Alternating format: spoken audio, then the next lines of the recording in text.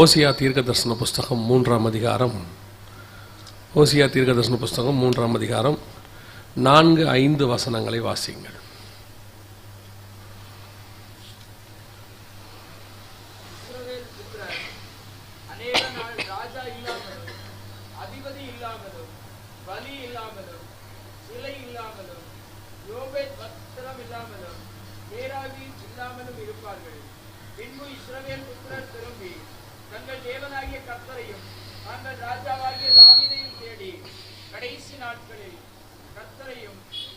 அவருடைய தயவையும் நாடி அஞ்சி இருக்கையில் வருவார்கள், அஞ்சிக்கையாய் வருவார்கள்.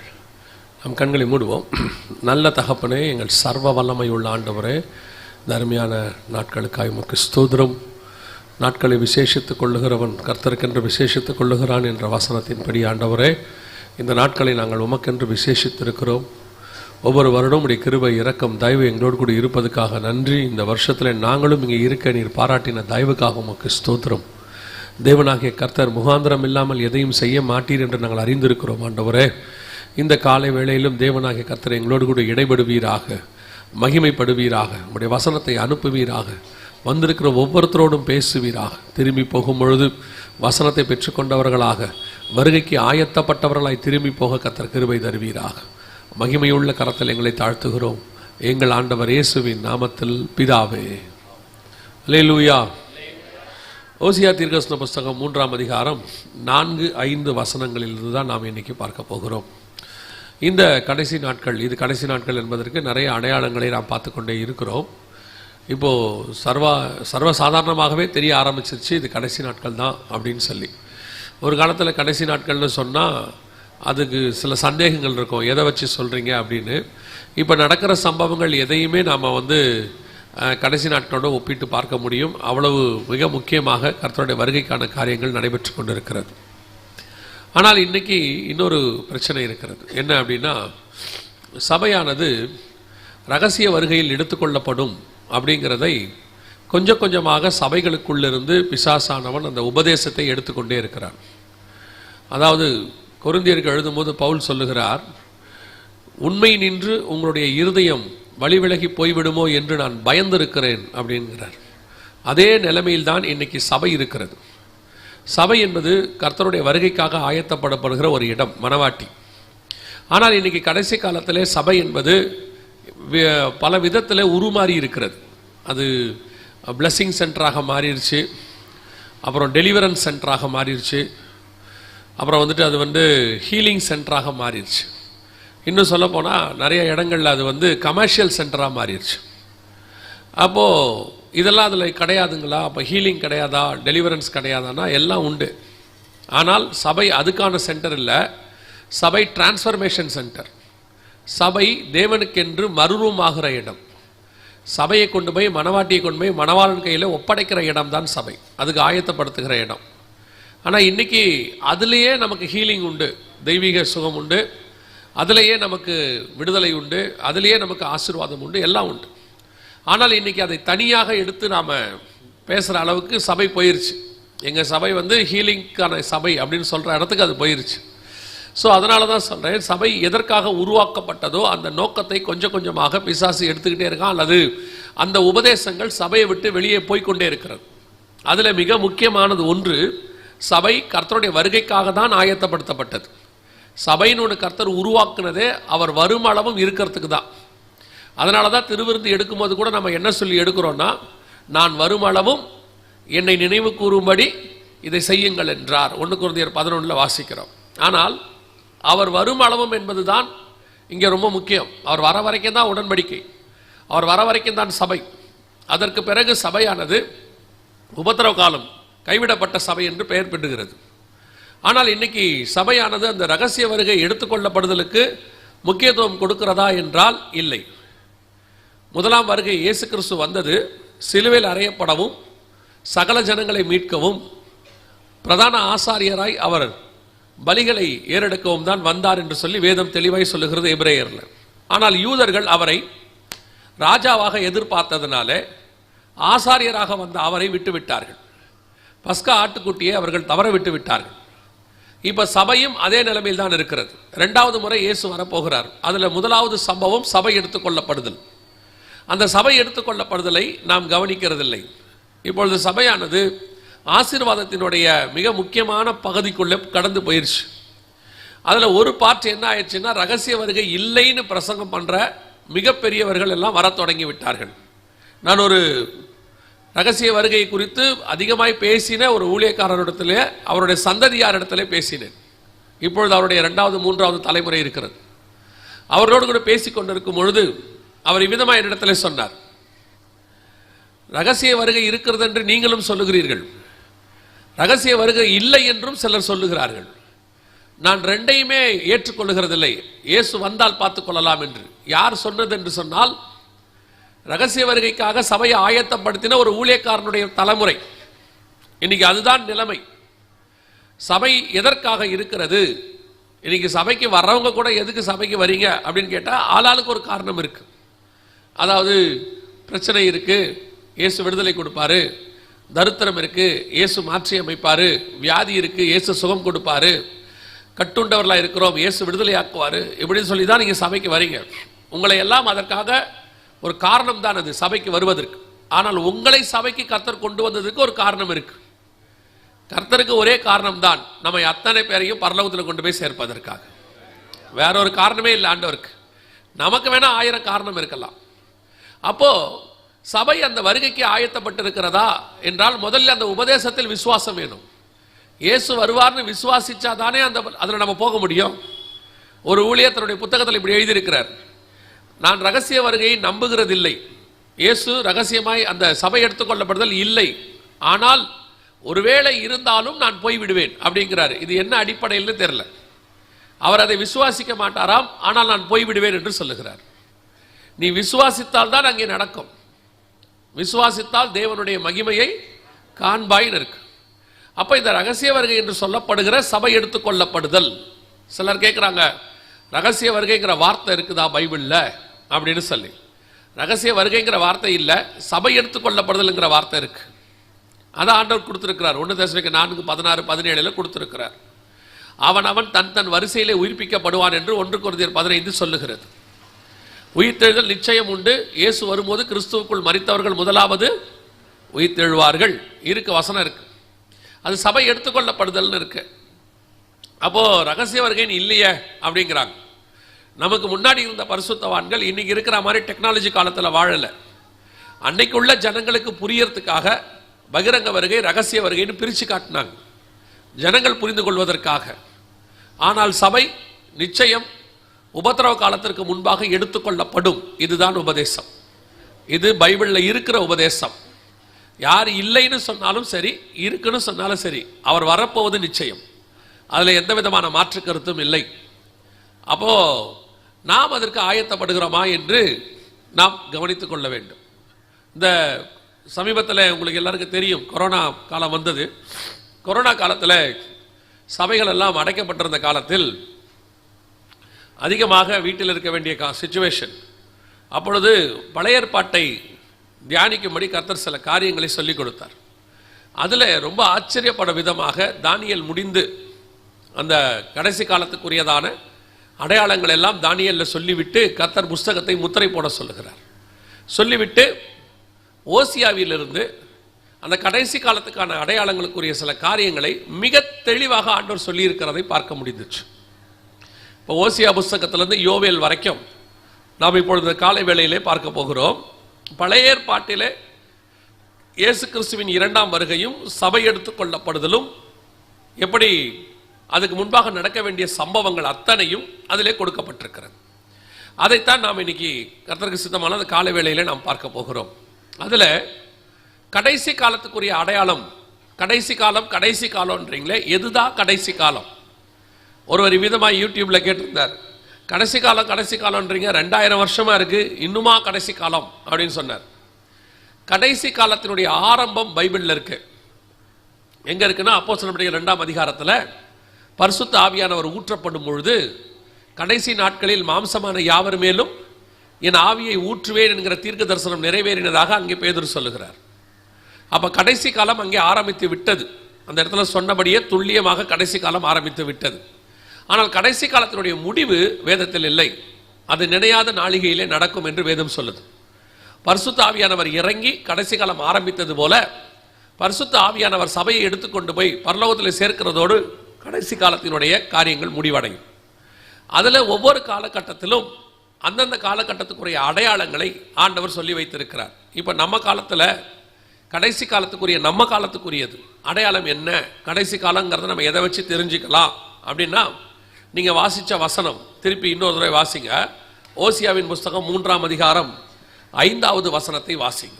இஸ்ரவேல் புத்திரர் அநேக நாள் ராஜா இல்லாமலும், இல்ல 5வது வசனம்.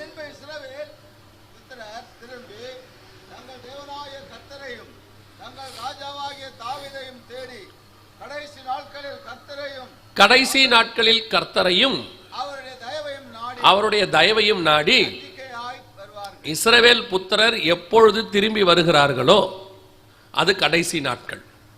வசனம் தெளிவா சொல்றது. ஓசியா 3:5 இஸ்ரவேல் புத்திரர் கடைசி நாட்களில் கர்த்தரையும் அவருடைய தயவையும் நாடி அஞ்சிக்கையாய் வருவார்கள் என்று இருக்கிறது. கிபி 70, அதாவது இயேசு கிறிஸ்துவுக்கு பரமேறி போனதுக்கு பிறகு கிபி 70 இஸ்ரவேல் புத்திரர் உலகமெங்கும் சிதறடிக்கப்பட்டார்கள். அப்படி சிதறடிக்கப்பட்டவர்கள் அவர்கள் சுய தேசத்துக்கு வரவே இல்லை. எத்தனை வருஷம் வரவில்லை என்றால் ஏறக்குறைய 1850 வருஷம் வரவில்லை. அவர்கள் முதலாவது 400 வருஷம் எகிப்துக்கு அடிமையாய் போனார்கள். 70 வருஷம் பாபிலோனுக்கு அடிமையாய் போனார்கள். இதெல்லாம் நமக்கு இருக்கு வேதத்தில். அதே மாதிரி 1850 வருஷத்துக்கு மேல அவர்கள் அடிமைகளாக பல தேசங்களிலே இருந்தார்கள். அதில் குறிப்பாக 1918க்கு பிறகு அவர்கள் திரும்பி வருவதற்கு ஆண்டவர் வழிவகை செய்தார். 1948க்குள்ளே அவர்கள் தனி நாடாக பிரகடனப்படுத்தினார்கள். இப்பொழுது இஸ்ரவேல் புத்திரர் 100-120 வருஷமாக திரும்பி வந்து கொண்டிருக்கிறார்கள். அதாவது 1918 பால்ஃபர் டிக்ளரேஷன்ல இருந்து 2024 வரைக்கும் அவர்கள் திரும்பி வந்து கொண்டே இருக்கிறார்கள். இதுதான் இஸ்ரவேல் புத்திரர் திரும்பி வருவதற்கான மிக முக்கியமான காரியங்கள் நடைபெற்றுக் கொண்டிருக்கிறது. கவனிங்கள், 1918 உருவானதான இந்த பால்ஃபர் டிக்ளரேஷன் வழியாக ஏற்படுத்தப்பட்ட இந்த தீர்க்க தரிசனம், அதாவது பைபிளில் சொல்லப்பட்ட ஓசியா 3:5 துல்லியமாக நிறைவேற ஆரம்பித்தது. அதன்படி நம் கண்களுக்கு முன்பாக இந்த 2021-22 வரைக்கும் இஸ்ரவேல் புத்திரர் திரும்பி வந்து கொண்டே இருக்கிறார்கள். எல்லா இடங்களிலிருந்தும் அவர்கள் வந்து கொண்டே இருக்கிறார்கள். இப்பொழுது ஓசியா 3:5 நம் கண்களுக்கு முன்பாக நிறைவேறி விட்டது. அதாவது சகரியா 12 இயேசுவினுடைய இஸ்ரவேல் தேசத்தினுடைய வருகையும், சகரியா 14 இஸ்ரவேல் இயேசுவினுடைய பகிரங்க வருகையும் இருக்கு. அதுக்கு முன்னாடி நடக்க வேண்டிய சம்பவங்கள்லாம் வரிசையா இருக்கும். அதுல குறிப்பா ஓசியா 3:5 இப்ப நீங்க பாக்குறீங்க பாத்தீங்களா, இது இஸ்ரவேல் புத்திரர் திரும்பி வர்றது. அதுலயும் குறிப்பாக இந்த இப்ப நீங்க பாக்குற வீடியோ எதுக்காக நாங்க வச்சிருக்கிறோம்னா, உக்ரைன்ல இருந்து வராங்க இவங்க எல்லாரும். பின்னாடி அந்த பிளைட் பாருங்க, உக்ரைன்ல இருந்து இருக்கு. 2020 உக்ரைன், 21 உக்ரைன் ரஷ்யா உக்ரைன் பிரச்சனை ஆரம்பிச்சிச்சு. அதுக்கு முன்னாடி கர்த்தர் அவர்களை வெளியே கொண்டு வந்துட்டார். இவங்க வந்ததுல இருந்து அந்த பிரச்சனை ஆரம்பிச்சிச்சு. அதாவது அவங்க வந்த பிறகு இந்த பிரச்சனைகள் அங்கே ஆரம்பித்து விட்டது. ஆண்டவர் துல்லியமாக ஓசியா 3:5 இஸ்ரவேல் புத்திரர் திரும்பி வருவதற்கான எல்லா காரியங்களையும் துல்லியமாய் செய்து விட்டார். எதற்காக நாம் இந்த அடையாளத்தை பார்க்கிறோம், ஏன் இதுல இருந்து ஆரம்பிக்கிறோம் அப்படின்னா, இஸ்ரவேல் ஜனங்கள், எருசலேம் தேவாலயம், இது இல்லாமல் கடைசி காலத்தின் அடையாளத்தை நாம் பார்க்கவே முடியாது. ஆண்டவர் இதன் அடிப்படையில் தான் வச்சிருக்கிறார். அது ஒரு அடையாளம். வானத்திலே அடையாளம் இருக்கிறது, மடவெனவென்று அகன்று போம். பூமியிலே ஒரு அடையாளம் இருக்கிறது, பூமி எல்லாம் அதிர்ந்து போகும். அப்புறம் மலைகளிலே அடையாளம் இருக்கிறது, தீவுகளிலே அடையாளம் இருக்கிறது, சூரியனிலே அடையாளம் இருக்கிறது, சந்திரனிலே அடையாளம், எல்லாத்திலே கர்த்தர் அடையாளத்தை கொடுத்து வச்சிருக்கிறார். சூரியன் கருத்த கம்பளியை போல கருக்கும், சந்திரன் ரத்தம் போல ஆகும், நட்சத்திரங்கள் பூமிக்கு மேல் வந்து விழும், வானம் சுருட்டப்பட்ட புஸ்தகத்தை போல விலகி போகும். ஒவ்வொன்றத்திலையும் அடையாளம் வச்சிருக்கிறார். எதற்காக அப்படின்னு பாத்தீங்கன்னா, எதை ஒன்றை பார்த்தாவது சபை வருகைக்கு ஆயத்தப்பட்டு விட வேண்டும். வானத்திலிருந்து பூமி வரைக்கும் நீங்க எதை வேணாலும் பாருங்க, எல்லாத்திலையும் அடையாளம் இருக்கும். மரங்களில் 1/3 வெந்து இல்லாமல் போகும் இருக்கும், சமுத்திரத்தில் 1/3 உயிரினங்கள்லாம் செத்து போகும் இருக்கும், ஆறுகள்ல இருக்கு, எல்லாத்திலையும் வச்சிருக்கிறார். கர்த்தர் அன்பான தேவன். எதை பார்த்தாவது என் ஜனம் என்னிடத்தில் வந்துவிட வேண்டும் என்று கர்த்தர் விரும்புகிறார். ஆனால் பிசாசு இந்த காலத்தில் நீங்கள் எதையும் பார்க்காதபடிக்கு பூமியின் ராஜாக்களையும் மகிமைகளையும் பார்க்கும்படி இப்பொழுது சபையை திருப்பி கொண்டிருக்கிறார். உலகத்தின் மகிமைகளையும் அவர்களுடைய காரியங்களையும் பிசாசு காட்டிக் கொண்டிருக்கிறார். ஆண்டவர் எல்லாத்தையும் பார்க்க சொல்றார். நீ பார், எல்லாத்திலையும் அடையாளம் இருக்கிறத பார். ஆனா இன்னைக்கு சபை எதையும் பார்க்க தயாராக இல்லை. சபை இன்னைக்கு உலகத்தை பார்க்க தயாராகி விட்டது, மகிமைகளை பார்க்க தயாராகி விட்டது. ஒரு நாள் ஆண்டவர் சொன்னார், ஓநாய்களுக்குள்ளே ஆடுகளை அனுப்புகிறதை போல உங்களை அனுப்புகிறேன் என்று. அதே நேரத்தில் சபைக்கு பவுல் சொல்லிவிட்டு போனார், இதோ மந்தையை தப்ப விடாத ஓநாய்கள் வரும் என்று சொல்லி. நாம் ஒரு காலத்தில் அப்போஸ்தலர்கள் ஓநாய்களுக்குள்ளே போன ஆடுகள். இப்பொழுது கடைசி காலம், ஓநாய்கள் சபைகளுக்குள்ளே வந்து ஆடுகளை பட்சிக்கிற காலம்.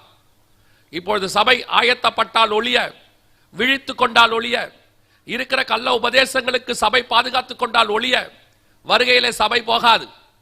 டினாமினேஷன் பேஸ் பண்ணியோ அல்லது நம்முடைய அனுபவத்தை பேஸ் பண்ணியோ இந்த டினாமினேஷன் இவ்வளவு அனுபவசாலி பரலோகத்துக்கு வருவார் என்று வேதம் சொல்லவே இல்லை.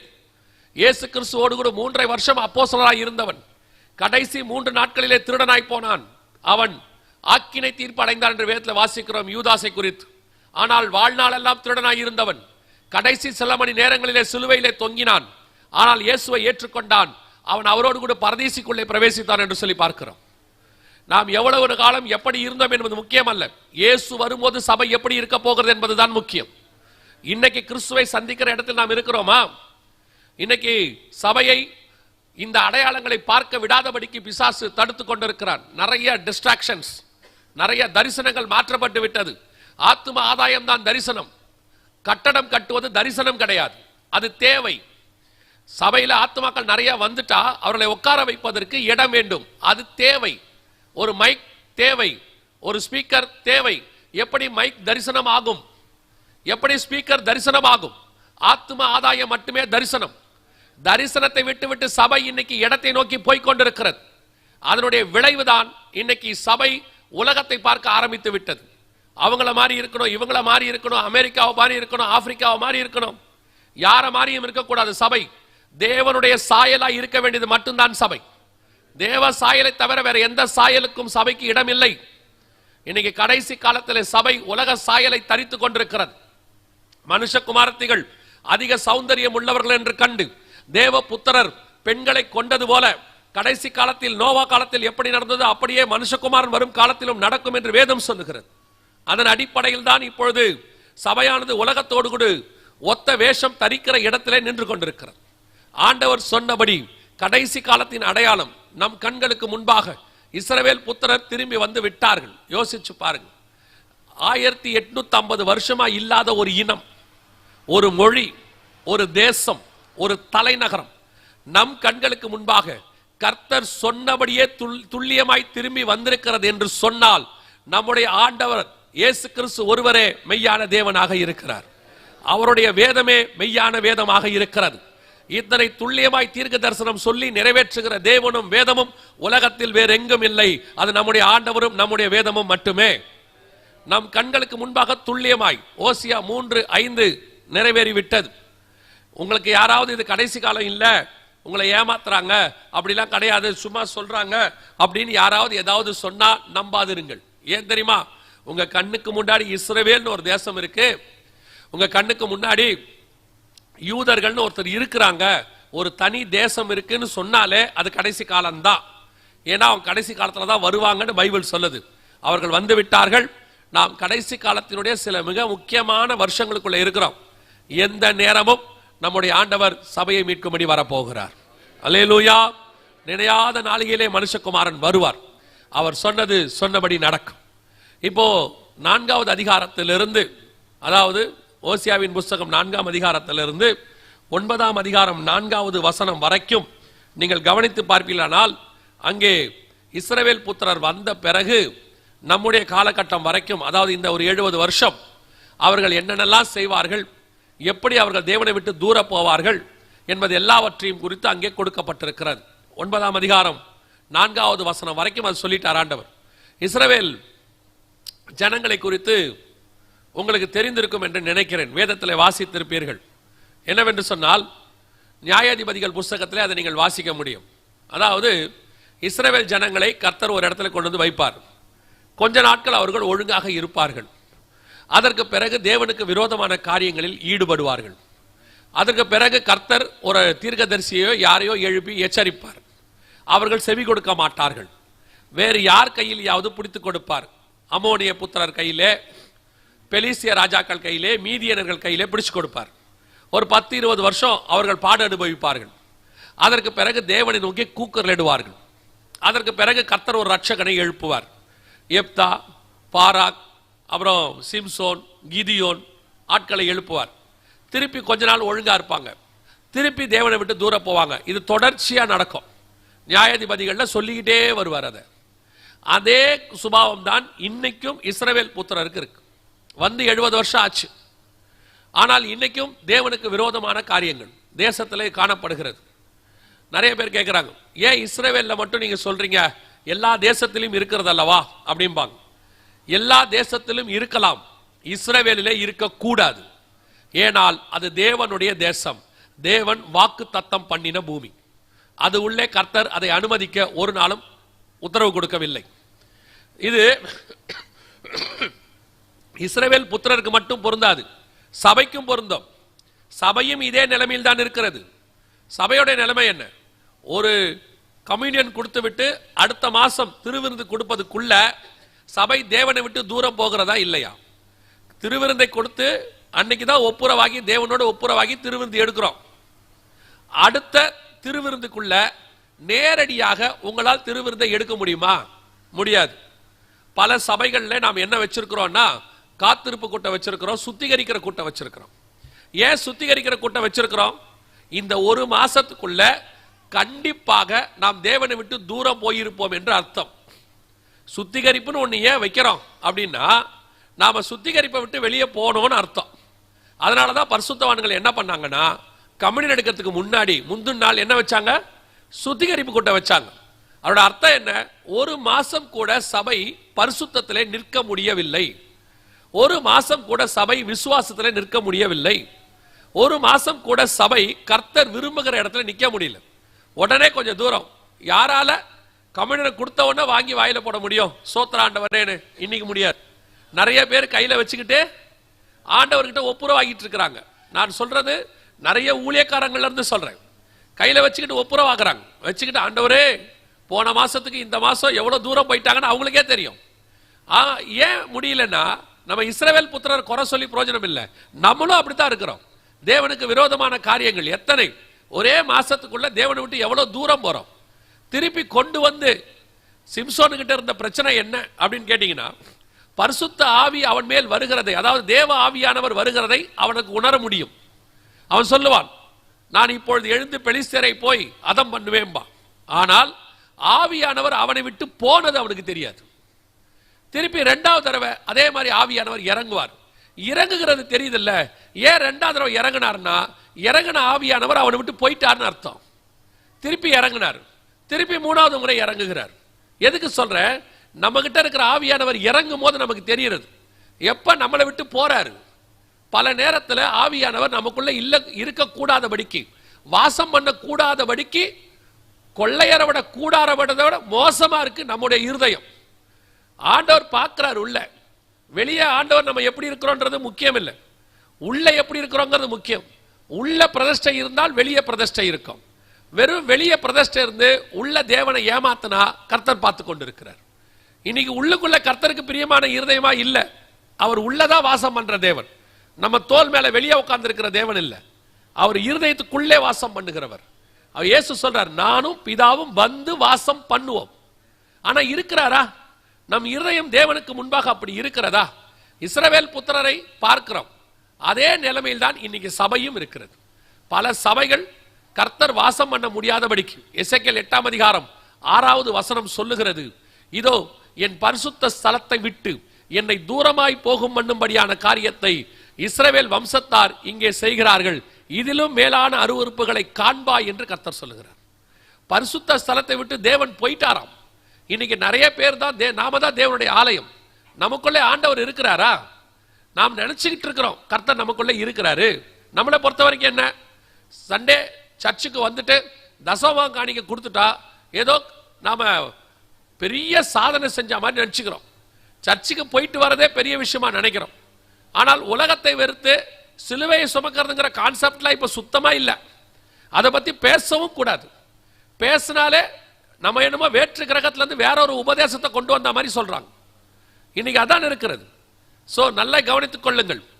கர்த்தர் நம்முடைய சபைக்குள்ளே, சபைனா நான் சொல்றது நமக்குள்ளே வாசம் பண்ணுகிறவராய் காணப்பட வேண்டும். அப்படி இஸ்ரவேல் தேசம் அப்படி போனதுனால ஒரு காரியம் நடக்கும் என்று கர்த்தர் சொல்லுகிறார். வாசிங்க அந்த ஓசியா புஸ்தகம் 9ஆம் அதிகாரம் 4வது வசனத்தை வாசிங்க. அவர்கள் பாகால் பேரீத்தின் கோவிலிருந்து இல்ல 9ஆம் அதிகாரம் 4ஆம் வசனம். அவர்கள் கர்த்தருக்கு திராட்சரசத்தின் பானபலியை பார்ப்பதுமில்லை, அவருக்கு அங்கீகரிப்பதும் இல்லை. அவருடைய பலிகள் அவர்களுக்கு துக்கம் உண்டாதிருக்கிறவர்களின் அப்பத்தை போல இருக்கும். அதை புசிக்கிற யாவரும் தீட்டுப்படுவார்கள். அவருடைய அப்பம் அவர்களுக்கே ஆகும். அது கர்த்தருடைய ஆலயத்தில் வருவதில்லை. நல்லா கவனிங்கள். இதெல்லாம் தீர்க்க தரிசனமாய் கொடுக்கப்பட்ட வசனம். ஏதோ ஆசாரிப்பு கூடாரத்தில் நடக்கிறது நினைச்சுக்காதீங்க. இது ஓசியாவின் புஸ்தகம் எல்லாம் பின்னாட்களில் நடக்க போற தீர்க்க தரிசனமாக எழுதினது. அதுல ஆண்டவர் என்ன வார்த்தை சொல்றார் கவனிங்க. அவர்கள் திராட்சரச பணியை பானபலியை வார்ப்பதும் இல்லை, அவருக்கு அங்கீகரிப்பாய் இருப்பதும் இல்லை. கடைசியா சொல்றாரு, அவருடைய அப்பம் அவர்களுக்கே ஆகும், அது கர்த்தருடைய ஆலயத்தில் வருவதில்லை. இஸ்ரவேல் ஜனங்களுக்கு இதே மாதிரி ஒரு தடவை நடந்துச்சு ஆரம்பத்துல ஆசாரிப்பு கூடார நாட்கள்ல. ஆனா நம்ம காலத்துல யோசிச்சு பாருங்க, திராட்சை ரசமோ அப்பமோ ஆலயத்துக்குள் வராத காலம் இது. இங்க வசனம் தெளிவா சொன்னது, அவர்கள் கர்த்தருக்கு திராட்சை ரசத்தின் பானபலியை வார்ப்பது இல்லை, அவருடைய அப்பம் அவர்களுக்கே ஆகும், அது கர்த்தருடைய ஆலயத்தில் வருவதில்லை. திராட்சை ரசமோ அப்பமோ கர்த்தருடைய ஆலயத்துக்குள் வராத காலம் எது? அதைத்தான் நீங்கள் கொஞ்சம் வசனத்தோடு கூட ஆராய்ந்து பார்க்கணும். 9:4 சொல்லுது, கர்த்தருடைய ஆலயத்துக்குள்ள திராட்சை ரசமோ அப்பமோ வராதாமா, தடை செய்யப்பட்டிருக்கும் இருக்கு. இது எப்ப நடந்துச்சுன்னு நினைக்கிறீங்க? உங்களுக்கு தெரிஞ்சிருக்கும் நினைக்கிறேன். சமீபத்தில் 2020 முழு லாக்டவுன் நடந்தது. உலகம் முழுக்க லாக்டவுன், வேர்ல்டு வைட். இந்த லாக்டவுன்ல எல்லாம் மூடப்பட்டது, சபையும் மூடப்பட்டது. குறிப்பாக சபைக்குள்ளே திராட்சை ரசமும் அப்பமும் கொண்டு வரப்படவில்லை, நிறுத்தப்பட்டது. அதுக்கு என்ன காரணம் அப்படின்னா, உலகத்தார் சொல்ற அதே காரணத்தை சபையும் சொல்லுச்சுன்னா சபைக்கும் உலகத்துக்கும் வித்தியாசம் இல்லைன்னு அர்த்தம். இப்போ உலகத்தான்ல ஒரு ஹோட்டல்ல சமைக்கல, லாக்டவுன் அப்ப போய் கேட்கிறோம் ஹோட்டல்ல சாப்பாடு இருக்கா, அவர் இல்லைங்கிறார். ஏன்பா? கொரோனா வந்துருச்சு, அரசாங்கம் மூட சொல்லிருச்சு, அதனால நாங்க செய்யல. இது அவங்களுடைய காரணம். நீங்க ஒரு வேலைக்கு போறீங்க, அவங்க சொல்றாங்க வேலை இல்லை, ஆபீஸ் மூடியாச்சு. என்ன காரணம்? கொரோனா வந்துச்சு, அரசாங்கம் சொல்லுச்சு. சரி, சபையில திராட்சை ரசமும் அப்பமும் இல்லை. என்ன காரணம்? கொரோனா வந்துச்சு, அரசாங்கம் மூட சொல்லுச்சு, அதனால சர்ச்சில் அப்பமும் ரசமும் இல்லை. அப்படின்னா உங்களுக்கும் அந்த ஹோட்டலுக்கும் என்ன வித்தியாசம்? அந்த ஹோட்டல்ல சாப்பாடு கொடுக்காததுக்கும் இங்க கொடுக்காததுக்கு என்ன வித்தியாசம்? சபை என்பது எப்பவுமே எல்லா வாதைகளிலும் தனித்து நிற்கும். எகிப்து முழுக்க வாதை வந்தாலும் அது கோசே நாட்டில் மட்டும் வராது, இஸ்ரவேல் இருக்கிற கோசே நாட்டில் வராது. அப்படி வராமல் இருந்தால்தான் அவங்க தேவஜனம். எகிப்து முழுக்க தலைப்பிள்ளை சங்காரமானாலும் அது ஆட்டுக்குட்டியின் ரத்தம் பூசப்பட்ட வீட்டுக்குள் மட்டும் வராது. அப்படி வராம இருந்தாதான் அவங்க தேவஜனம். இஸ்ரவேல் முழுக்க பஞ்சம் வந்தாலும் அது எலியா இருக்கிற வீட்டுக்குள் மட்டும் வராது. அப்படி வராமல் இருந்தால்தான் அவன் தேவ மனிதன். எல்லாருக்கும் வர்றது எனக்கும் வருதுன்னா நான் அவர்களிருந்து வித்தியாசப்படுகிறேன்? எப்படி தேவன் என்னை அவர்கள் மத்தியிலிருந்து பாதுகாத்தார் என்று சொல்ல முடியும்? இன்னைக்கு நடந்தது அதுதான். எல்லாரும் சொல்ற மாதிரி தான் சபை சொல்லுது. கொரோனா வந்துச்சு, நாங்க மூடிட்டோம், அப்பம் கிடையாது, திராட்சை ரசம் கிடையாது. ஆனால் எனக்கு ஒரு விசுவாசம் உண்டு, சபையை மூடுகிற அதிகாரம் கொரோனாவுக்கு கிடையவே கிடையாது. எதை வேணாலும் கொரோனா மூடும், சபையை மூடாது. ஏன்? வசனம் சொல்லுது, பாதாளத்தின் வாசல்கள் சபையை மேற்கொள்ளாதுன்னு இருக்கு. அது மட்டும் இல்ல, சபையை பார்த்து கர்த்தர் கொடுத்திருக்கிற வாக்கு தத்தம், ஒருவரும் பூட்டக்கூடாதபடிக்கு திறக்கிறவரும் ஒருவரும் திறக்க கூடாதபடிக்கு பூட்டுகிறவரும் சொல்லுகிறதா. அப்படின்னா சபைக்கு ஒன்று நடக்குதுன்னா அது தேவனுக்கு தெரியாம நடக்காது, தேவ அனுமதி இல்லாம நடக்காது. யோசிச்சு பாருங்க, உலகளாவிய சபை, அமெரிக்காவில் இருக்கிற சபைக்கும் சரி, நமக்கு இங்க இருக்கிற சபைக்கும் சரி, அத்தனை சபையும் ஒருமித்து மூடப்பட்டது. இது இப்படி ஒரு சம்பவம் நடந்திருக்கு, கர்த்தருக்கு தெரியாம இருக்குமா? கர்த்தர் அனுமதி இல்லாம நடக்குமா அப்படின்னு கேட்டீங்கன்னா, அப்பத்தையும் ரசத்தையும் கர்த்தர் தான் ஆலயத்துக்குள் வராதபடிக்கு தடுத்து நிறுத்தினார். இதை சொன்ன உடனே ஒரு பரிசுத்தவான் கோச்சிக்கிட்டார், ஃபேஸ்புக்கில் போட்டார். அது எப்படி கர்த்தர் இப்படி செய்வார்? நிச்சயம் செய்வார். இது உடன்படிக்கை, அப்பமும் ரசம் என்பது உடன்படிக்கை. இந்த உடன்படிக்கையை தற்காலிகமாக நிறுத்துவதற்கு தேவனுக்கு அதிகாரம் உண்டு. ஏன்? சபை கொள்ளையர் கூடாரமாய் மாறிடுச்சு. உலகளாவிய சபை நான் சொல்றேன். வெளிநாட்டுகளுக்கு போனா சபையில ஓரின சேர்க்கை கல்யாணம், அங்க போனா ஆணுக்கு ஆணுக்கு கல்யாணம், பெண்ணுக்கு பெண்ணுக்கு கல்யாணம், நிர்வாண கல்யாணம் எல்லாம் இருக்குது. அது மட்டும் இல்ல, சபை ரெஃப்ரெஷன் அப்படியே நல்ல ரெஸ்டாரண்ட் மாதிரி மாறிடுச்சு. அப்படியே போய் ஒவ்வொரு நாட்டிலையும் பார்த்தா ஒவ்வொரு விதத்துல பிரச்சனை. இங்க வந்து பாருங்க, இந்தியாவில் சபைக்குள்ள இல்லாத அரசியல் கிடையாது. அரசியல்வாதியே வெக்கப்படுற அளவுக்கு அரசியல் சபைக்குள்ள இருக்கு. சபைக்குள்ள எலெக்ஷனை வச்சுக்கிட்டு அடித்தடி இங்க நடக்குது. சினிமாக்காரனை விட மோசமா ஊழியக்காரன் மாறி போயிட்டான். சபைக்குள்ள உபதேசம் மாறி போச்சு. லிட்டரலா ஓனா எழுந்திரிச்சு பேசுது சபையில. அதுதான் நடந்துச்சு சபையில கொரோனாவுக்கு முன்னாடி வரைக்கும். சபைக்குள்ள எல்லா பெருமை, பண பெருமை, படிப்பு பெருமை, ஜாதி பெருமை எல்லாம் இருந்துச்சு. எப்படி கர்த்தர் சபையை அனுமதிப்பார்? சும்மா சடங்காச்சாரமா கம்யூனியன். ஒரு ஊழியர் என்னை பார்த்து கேட்டார், பிரதர் நீங்க சொல்றதை நான் ஏத்துக்கிறேன், ஆனால் என் சபையில் அப்படி இல்லை. நான் கூடுமான வரைக்கும் கர்த்தருக்கு பயந்து தான் சர்ச்சை நடத்துறேன். என் சபையிலையும் முடிச்சேன். ஏன்? ஆவியானவர் எனக்கு சொன்ன பதில், எருசலேமை பிடித்து கொடுக்கும் பொழுது சில பரிசுத்தவான்கள், தானியேல், சாத்ராக், மேஷாக், ஆபேத்நேகோ, மொர்தெக்காய் எல்லாரையும் கொடுக்க வேண்டியதான் இருக்கு, கூட மொத்தமா கொடுக்க வேண்டியிருக்கு. ஆனால் ஒன்று மட்டும் நிச்சயம், மொத்த அடிமைகளிலையும் தானியேலையும் மொர்தெக்காயும் கர்த்தர் தனித்து காட்டுவார். அந்த சபைகள் தனியாய் தான் நிற்கும். கொரோனாவுக்கு நடுவிலே கர்த்தருக்கு உண்மையாய் இருந்த சபைகள், ஊழியர்கள் தேவனால் போஷிக்கப்பட்டார்கள், சபை பாதுகாக்கப்பட்டது. அப்படிப்பட்ட ஒரு சில சபைகளில் கம்யூனியனும் எடுக்கப்பட்டது. கர்த்தர் பாரபட்சம் இல்லாத தேவன்.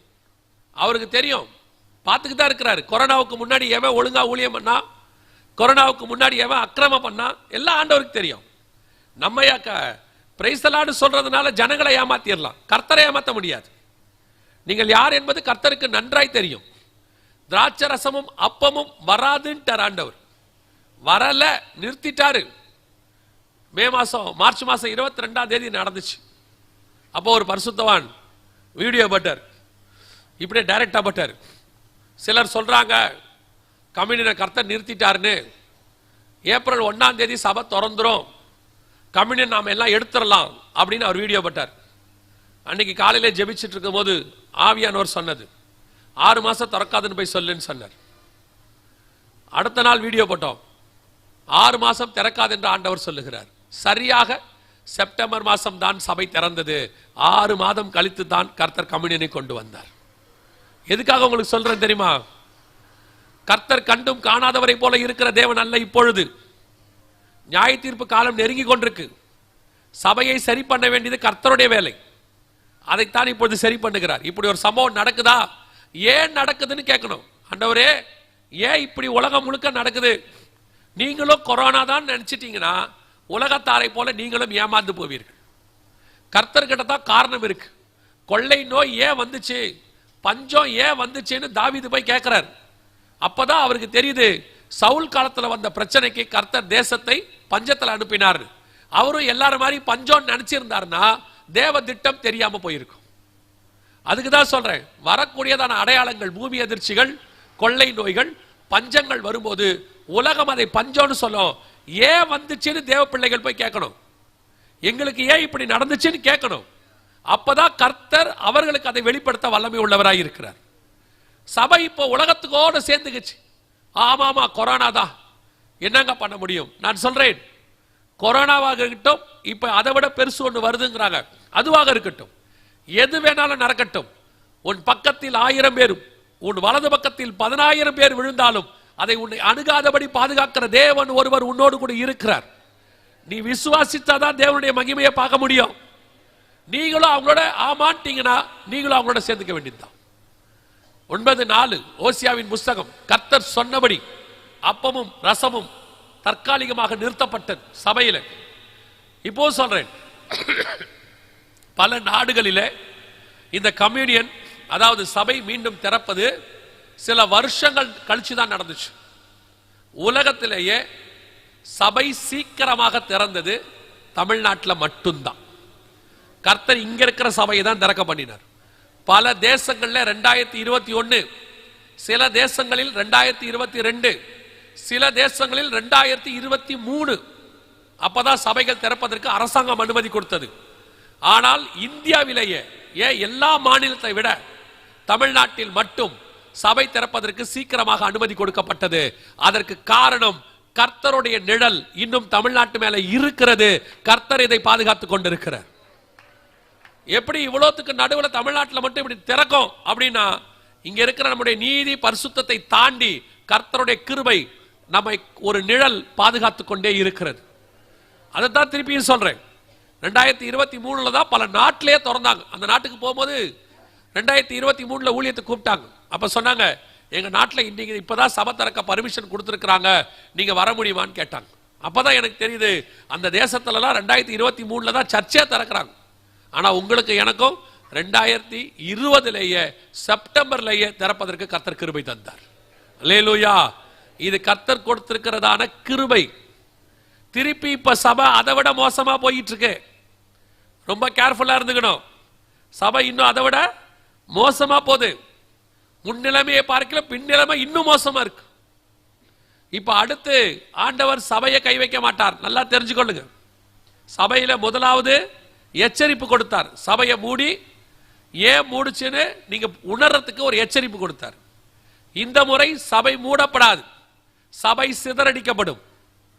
நாம ஒழுக்கமா இல்லாட்டி, சபைக்குள்ள பரிசுத்தம் இல்லாட்டி, டெக்னாலஜி வளர்ந்துருச்சு, பணம் வளர்ந்துருச்சு, டெவலப்மெண்ட் ஆயிருச்சு, சேட்டிலைட் வந்துருச்சு, ஸ்மார்ட் போன் வந்துருச்சு, சர்ச்சை நல்ல ஆன்லைன்லயே நடத்திடலான்னு கனவு கூட காணாதிய. அடுத்து வரக்கூடிய யுத்தங்களிலே சேட்டிலைட்டே வேலை செய்யாத பிரச்சனை வரும். அப்பொழுது உங்களுடைய நெட்வொர்க் எல்லாம் கொஞ்ச நாளைக்கு வேலையே செய்யாது. நீங்கள் எந்த சர்ச்சை ஆன்லைன்ல நடத்துவீங்க? இப்போ சொல்றேன், இப்போவே சபையை பத்திரமாய் பாதுகாத்துக் கொள்வது நல்லது. சபையிலே ஒழுங்கான உபதேசம் கொடுப்பது நல்லது. தேவ பிள்ளைகளுக்கும் சொல்றேன், வருகிற காலங்கள் இதைவிட கொடியதா இருக்கும், இதைவிட மோசமா இருக்கும். போன வருஷத்தை விட இந்த வருஷம் குளோபல் வார்மிங் இன்க்ரீஸ் ஆயிருக்கு, இன்னும் ஆகும். நியாய தீர்ப்புக்கு நேராக பூமி போகும். ஆனால் அவைகளுக்கு நடுவிலே ஆண்டவர் தான் பறந்து காக்கிற பட்சியை போல பாதுகாக்கிற தேவனாக இருப்பார். அவரை தவிர வேற ஒருவரும் பாதுகாக்க முடியாது. பல நாட்டு அரசாங்கங்கள் கையை விரிக்க தொடங்கிவிட்டது. உலகத்திலேயே மிகப்பெரிய சிட்டி, நாங்க அப்படி நாங்க இப்படி டெக்னாலஜிலன்னு சொன்னாங்க. துபாய் மாட்டிக்கிட்டு முழிக்கிறாங்க ஒரு வாரமா. என்ன பண்றதுன்னு தெரியல. இப்போ சொல்றேன், தேவனுக்கு முன்பாக உயர்வான மனுஷனும் இல்லை, டெக்னாலஜியும் இல்லை, அரசாங்கமும் இல்லை. அவரே ராஜரீகம் பண்ணுகிறவர். அவரே ராஜாக்களை தள்ளி ராஜாக்களை உருவாக்குகிற தேவன். இன்னைக்கு சில ஊழியக்காரங்களே கட்சிக்காரங்களோட சேர்ந்துக்கிட்டு என்னமோ அந்த ஆட்சி தான் நிரந்தரமா இருக்கும், இந்த ஆட்சி தான் நிரந்தரமா இருக்கும்னு போறீங்க. உங்களுக்கு சொல்றேன், பாலாகுக்கு பின்னாடி போன எந்த பிழையாமும் உயிரோட இருந்ததாக சரித்திரமே கிடையாது. தேவனுக்கு பின்னாடி போகிற ஒருத்தன் மட்டும்தான் கடைசி வரைக்கும் நிலையாக நிற்பான். சத்தியத்துக்கு பின்னாடி போங்க. பாலாகுக்கு பின்னாடி போனிய ஒரு நாள் நீங்கள் இல்லாமல் போவீர்கள். இன்னைக்கு சபைகளே சோரம் போகிற காலம். எச்சரிப்பாக எடுத்துக்கொள்ளுங்கள். இனி வருகிற காலம் கொடிதாயிருக்கிறது. ஆண்டவர் சொன்னபடி மனம் இறங்கினார். 9ஆம் அதிகாரம் 4வது வசனம், ஓசியாவின் புஸ்தகம். மீண்டும் அப்பமும் ரசமும் சபைக்குள்ளே வந்தது. கர்த்தர் சொன்னபடியே துல்லியமாய் ஒவ்வொரு தீர்க்க தரிசனங்களும் நிறைவேற ஆரம்பித்தது. 9ஆம் அதிகாரத்திலிருந்து 12ஆம் அதிகாரம் வரைக்கும் உள்ள சம்பவங்கள் எல்லாம் இப்பொழுது நடைபெற போகிறது. ஆயத்தமா இருக்குது. இப்ப அதை பத்தி நாம கர்த்தருக்கு சித்தமானால் நாளைக்கு பார்க்க போகிறோம்.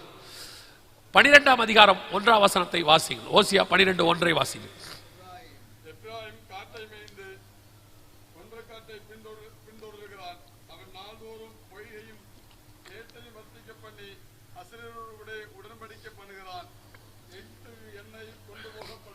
இந்த 12ஆம் அதிகாரம் 1வது வசனம் இருக்கு பாத்தீங்களா?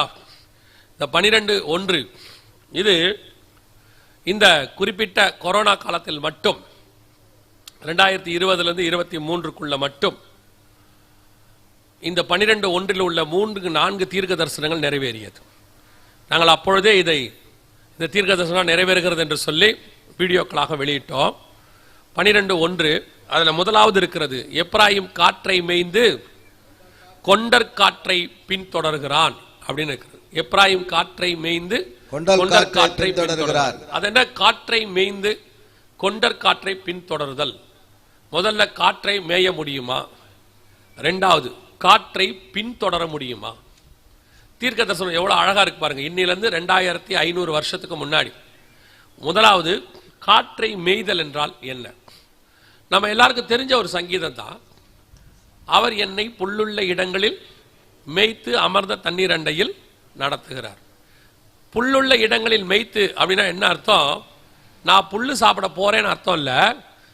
எனக்கான ஆகாரமும் எனக்கான தேவையும் என்னுடைய காரியங்களையும் கர்த்தர் பார்த்து கொள்ளுகிறார். அதற்கு ஓமையாக புல்லை மேய்தல் அப்படின்னு இருக்கு. அது வசனத்துக்கும் ஓமையாக கொடுக்கப்பட்டிருக்கிறது. ஏன்னா வசனம் பசும் புல்லின் மேல் இறங்குகிற பனித்துளிக்கு ஒப்பாயிருக்கிறது. அதை நம்ம ஆவிக்குரிய விதத்திலையும் கன்வெர்ட் பண்ண முடியும். அதே நேரத்தில் அந்த மேய்தல் என்பது எதை குறிக்கிறது? சர்வைவல், தேவை. என்னுடைய தேவைகளை கர்த்தர் நடத்துகிறார், அவர் எனக்கு கொடுக்கிறார் அப்படின்னு அர்த்தம். எப்படி காத்துல ஒரு மனுஷன் மேய முடியும்? காத்துல சர்வை பண்ண முடியுமா? காற்றிலிருந்து மனுஷன் தன்னுடைய தேவைகளை சந்திக்க முடியுமா அப்படின்னு கேட்டீங்கன்னா, இந்த வசனம் ஒரு 30 வருஷத்துக்கு 40 வருஷத்துக்கு முன்னாடி படிச்சா நமக்கு புரிஞ்சிருக்காது.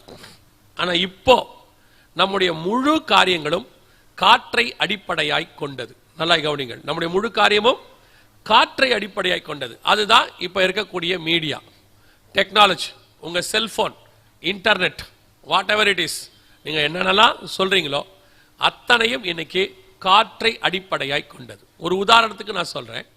இப்போ உங்க செல்போன்ல இருந்து ஒரு மெசேஜ் அனுப்புறீங்க, கையில ஒரு சின்ன இன்ஸ்ட்ருமெண்ட், அவ்வளவுதான், இப்படி இருக்குது, கையில இருக்குது.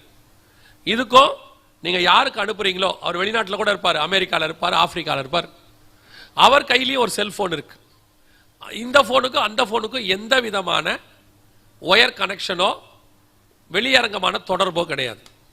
எப்படி நீங்க அனுப்புற மெசேஜ் அடுத்த செகண்ட், மிஞ்சி போச்சுன்னா 2வது செகண்ட் அவருக்கு போய் ரீச் ஆயிடுது. அவர் பேசிக்கிட்டே சொல்றாரு, எங்க வாட்ஸ்அப்ல அனுப்புங்கன்றாரு, நீங்க அனுப்புறீங்க, பார்த்துக்கிட்டே சொல்றாரு, ஆமாங்க வந்துருச்சுன்னு சொல்றாரு. எப்படி இது நடக்குது? வித்தின் ஒரு 2 செகண்ட்ஸ் 3 செகண்ட்ஸ்க்குள்ள இது எப்படி நடக்கிறது அப்படின்னு கேட்டா, நீங்கள் அனுப்புகிற அத்தனை செய்தியும் காற்றில் தான் போகிறது. எல்லாமே எப்படி போகுது? காற்றில் போகிறது. அதாவது த்ரூ சேட்டிலைட். இங்கதான் சேட்டிலைட் 300 கிலோமீட்டர்ல இருந்து 39,000 அடி வரைக்கும் மேல வச்சிருக்காங்க, சேட்டிலைட் வச்சிருக்காங்க. எல்லா நிலையிலையும் சேட்டிலைட் இருக்கு. இப்போ ஒவ்வொரு சேட்டிலைட்டும் ஒவ்வொருக்கு யூஸ் பண்றாங்க.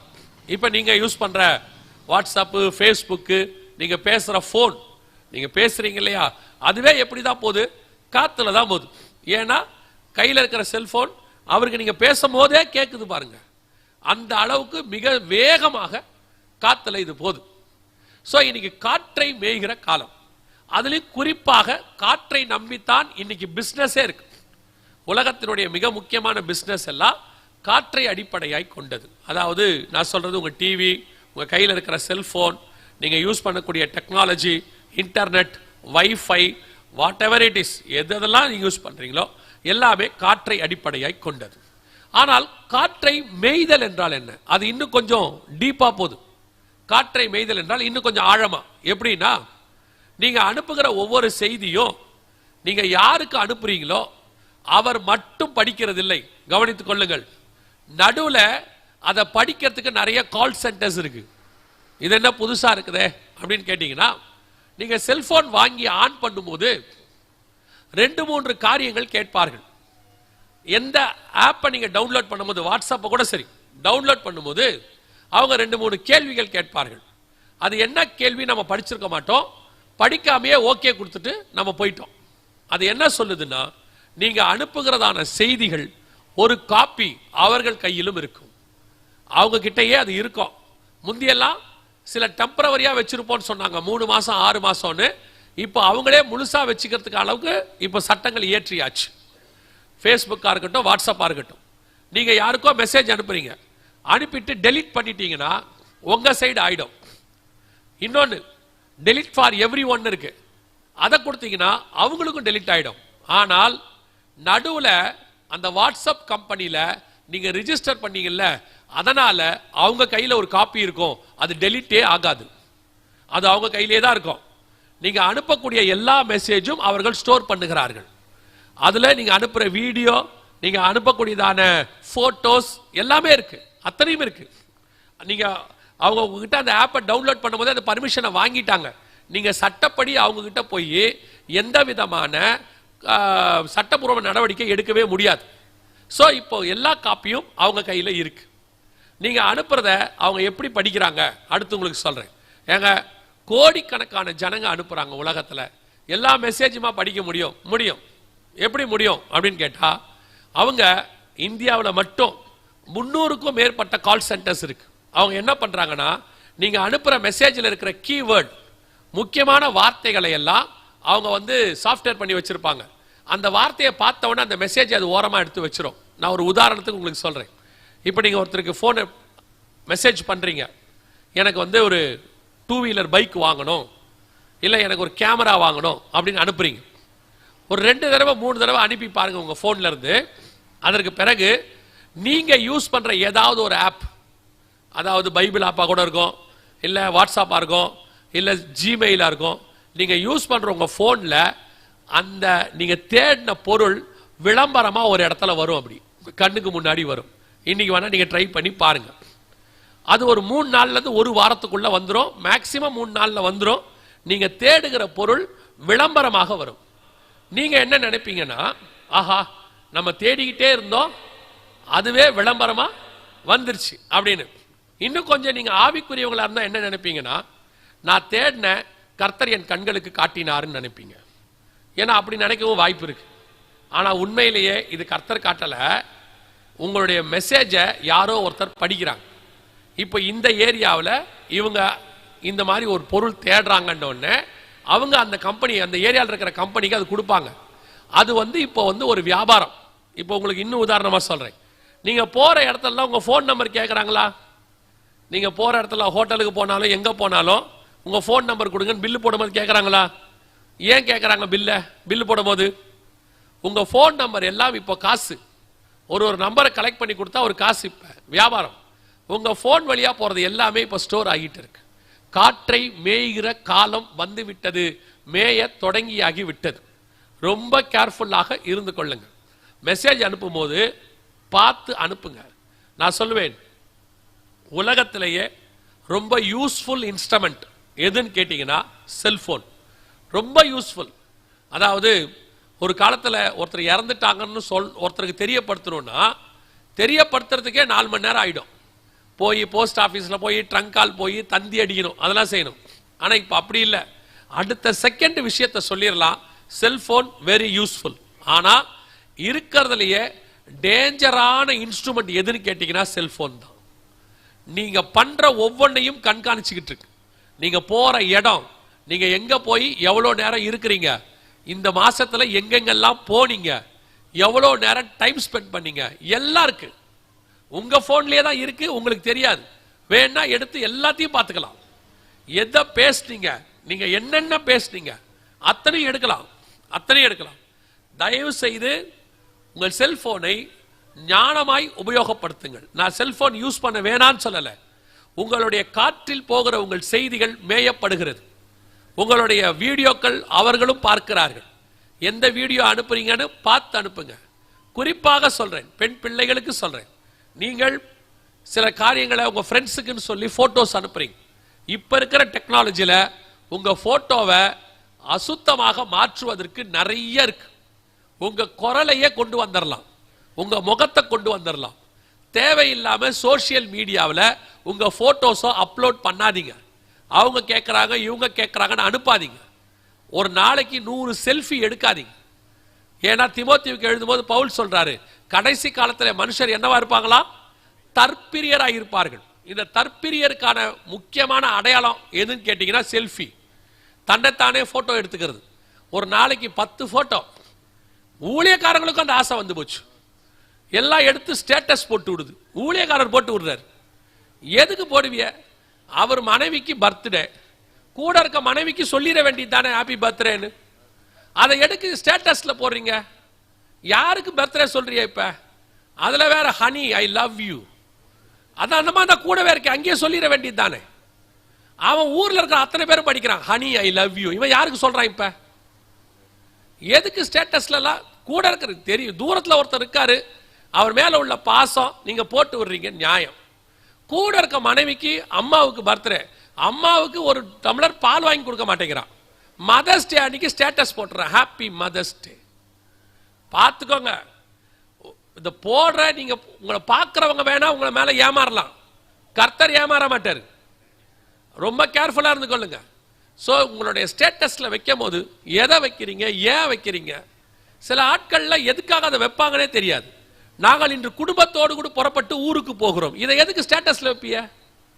எந்த திருடனுக்கு சொல்றீங்க நாங்க வீட்டில் இல்லைன்னு சொல்லிட்டு போறீங்களோ? நாங்க வீட்டில் இல்லை, எங்க வீட்டில் இன்னைக்கு எதாவது வந்து எடுத்துக்கோன்னு சொல்றீங்களோ? எதுக்காக? போனை யூஸ் பண்ணுங்க, வேணான்னு சொல்லல, நல்லதுக்கு யூஸ் பண்ணுங்க, தேவைக்கு யூஸ் பண்ணுங்க. சில ஆட்கள், சில ஊழியக்காரங்களாம் எனக்கு இந்த மெசேஜ் அனுப்பி விடுவாங்க, வாக்கு தத்தம்னு ஒன்று. நான் வாக்கு தத்தத்தையே பார்க்க மாட்டேன், எத்தனை மணிக்கு அனுப்புனாங்கன்னு தான் பார்ப்பேன். காலையில் 2 மணிக்கு 1 மணிக்கு. எதுக்கு அவள் நேரம் முடிச்சு உட்காந்துருப்பிய?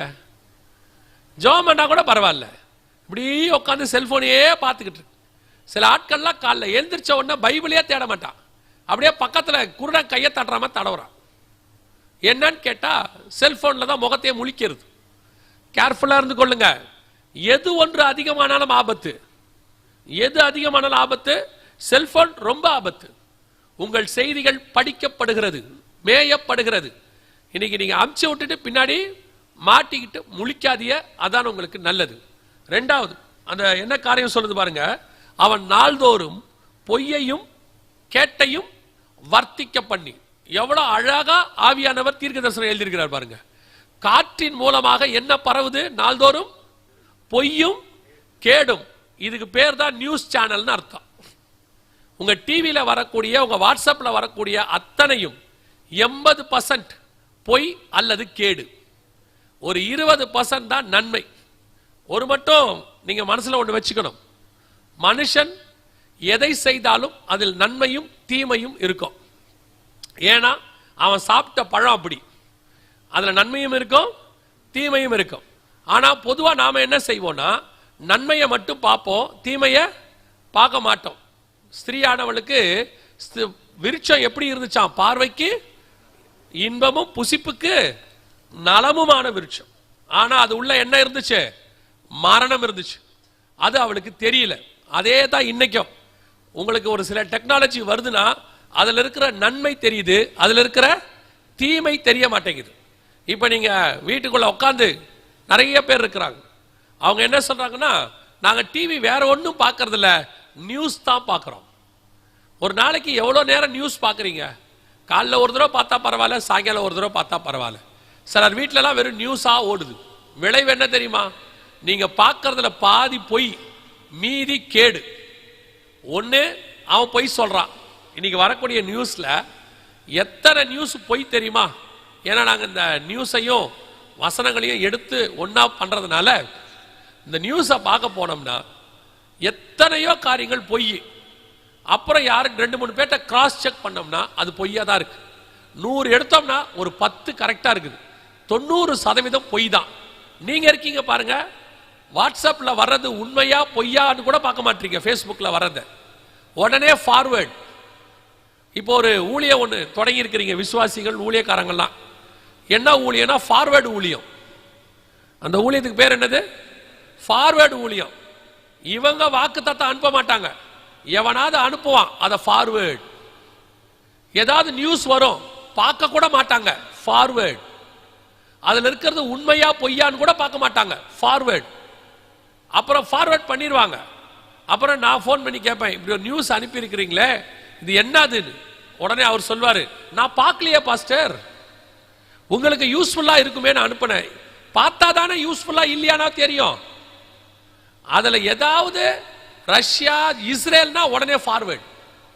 ஏன்னா அது ரெண்டுத்துக்கு நான் தான் குத்திகை எடுத்திருக்கிறேன். இப்ப நிறைய பேர் நீங்க அனுப்புறத நான் குற்றமா சொல்லல, தேவையானதை அனுப்பி விடுங்க. நீங்க ஒரு தடவை பாருங்க, யூஸ்ஃபுல்லா இருக்காதான்னு பாருங்க, பார்த்துட்டு அனுப்புங்க. எங்களுக்கு அப்படி பார்த்து ஃபில்டர் பண்ணி அனுப்புற எத்தனையோ சகோதரர்கள் இருக்கிறாங்க. எதுக்கு சொல்றேன்? நீங்க பொய்யான ஒரு விஷயத்தை ஃபார்வர்ட் பண்ணா அந்த பொய்யை பரப்புவதற்கு நீங்களும் ஒரு காரணராக இருக்கிறீர்கள். உலகத்திலேயே இந்த ஃபார்வர்ட் பண்றதுனால சாபத்தை அனுபவிச்ச ஆள் யார் தெரியுமா? முதல் ஒரு மெசேஜை ஒருத்த ஃபார்வர்ட் பண்ணான். நோவா கூடாரத்துக்குள் என்னவா இருக்கிறாரு? வஸ்திரம் விலகி படுத்திருக்கிறார்னு போய் மெசேஜ் என்ன பண்ணா? அண்ணன் தம்பிக்கு ஃபார்வர்ட் பண்ணா. நோவா திராட்சை ரசத்தின் வெளி தெரிந்து எழுந்திருச்சு ரொம்ப தெளிவா கானான் சபிக்கப்பட்டவன். மெசேஜ தப்பா ஃபார்வர்ட் பண்றவனுக்கு தண்டனை உண்டு, பைபிள் படி நான் சொல்றேன். ஆனா அந்த மெசேஜ சேமும் யாபேத்தும் ஃபார்வர்ட் பண்ணல, அவர்கள் அந்த மெசேஜ் அங்கேயே டெலீட் பண்ணிட்டாங்க. பின்னிட்டு வந்து அதை மூடிட்டாங்கன்னு இருக்கு, நிர்வாணத்தை மூடிட்டாங்கன்னு இருக்கு. இன்னைக்கு நீங்க மெசேஜை இஷ்டத்துக்கு ஃபார்வர்ட், யாரை பத்தி கொடுத்தாலும் ஃபார்வர்ட், எதை பத்தி சொன்னாலும் ஃபார்வர்ட். பொய்யா உண்மையா தெரியாது. பொய்யை வர்த்திக்க பண்ணுகிற கூட்டத்தில் நீங்களும் ஒருத்தர். நீங்க அனுப்ப வேண்டியது, ஃபார்வர்ட் பண்ண வேண்டியது ஒரே ஒரு விஷயத்தை தான், சுவிசேஷத்தை நீங்கள் ஃபார்வர்ட் பண்ணணும். அதுதான் கர்த்தர் உங்களுக்கு சொன்னது. நீங்கள் போய் சகல ஜாதிகளுக்கும் சுவிசேஷத்தை பிரசங்கிங்கள். அதை விட்டுவிட்டிய, அதை பண்றதில்ல.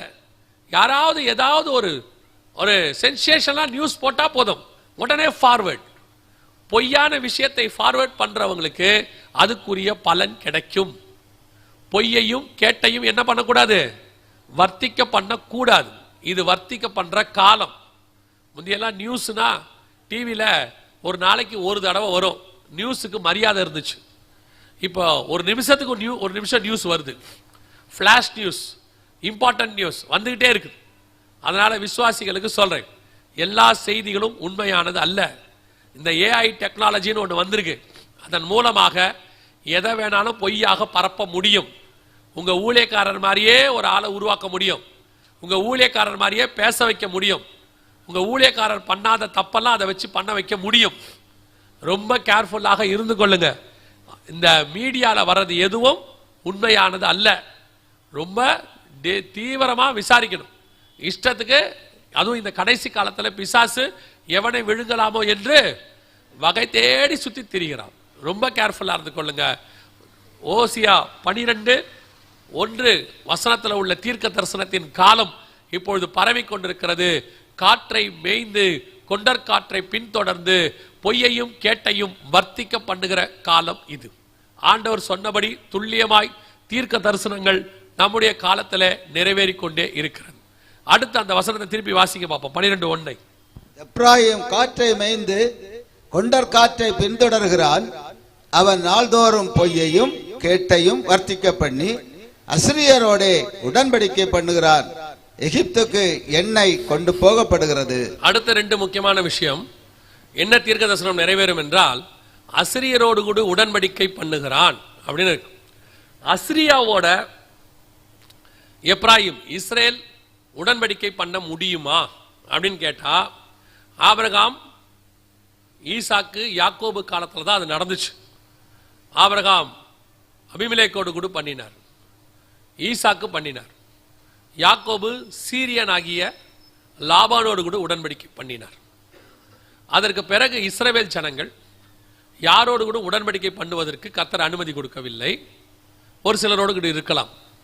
ஆனா இப்போ 1948க்கு பிறகு இஸ்ரவேல் ஜனங்க திரும்பி வந்த பிறகு அவர்கள் யாரோடையும் உடன்படிக்கை பண்ணவில்லை. காரணம், சுத்தி 22 அரபு நாடுகள், அதுல 7 அசிரிய நாடுகள். பைபிள்ல உள்ள அசிரிய சாம்ராஜ்யத்தினுடைய நாடுகள்ல 7 பங்கு இருக்கு. இந்த நாடுகள் எல்லாம் இஸ்ரேலுக்கு எதிர். எந்த அளவுக்கு எதிர்னு கேட்டீங்கன்னா, இஸ்ரவேல் தேசத்தை ஒழித்து கட்டுவோம் அப்படிங்கிற அளவுக்கு அவர்கள் எல்லாம் எதிரிகளாக இருந்தார்கள். ஆனால் வேதம் சொல்லுது, அவங்க திரும்பி வந்த பிறகு அசிரியரோடு கூட என்ன செய்யப்படும்? உடன்படிக்கை செய்யப்படும். இது நடக்க சாத்தியமா என்றால் 2020 வரைக்கும் கிடையாது. அதாவது அமெரிக்க அதிபராக டொனால்ட் ட்ரம்ப் வருகிற வரைக்கும் அதற்கு வாய்ப்பே கிடையாது. இஸ்ரேல் எல்லாரோடையும் பகைமை நாடு, அவங்கள ஒத்துக்க மாட்டாங்க. ஆனால் 2021 இந்த தீர்க்க தரிசனம் துல்லியமாய் நிறைவேறுச்சு. இங்கே பாருங்க, அசிரியரோடு கூட உடன்படிக்கை, அதாவது துபாயோடும் UAE என்று சொல்லக்கூடியதான 7 நாடுகள் இஸ்ரவேல் முதலாக உடன்படிக்கை பண்ணுச்சு, சைன் பண்ணி. குறிப்பா அசிரியரோடு கூட ஓசியா 12:1 கர்த்தர் சொன்னபடி. இது எப்ப நடந்துச்சுன்னா கொரோனாவுக்கு நடுவில் 2021-22 இது நடக்குது. ஆண்டவர் சொன்னபடியே துல்லியமாக அசிரியரோடு கூட உடன்படிக்கை முடிஞ்சிருச்சு.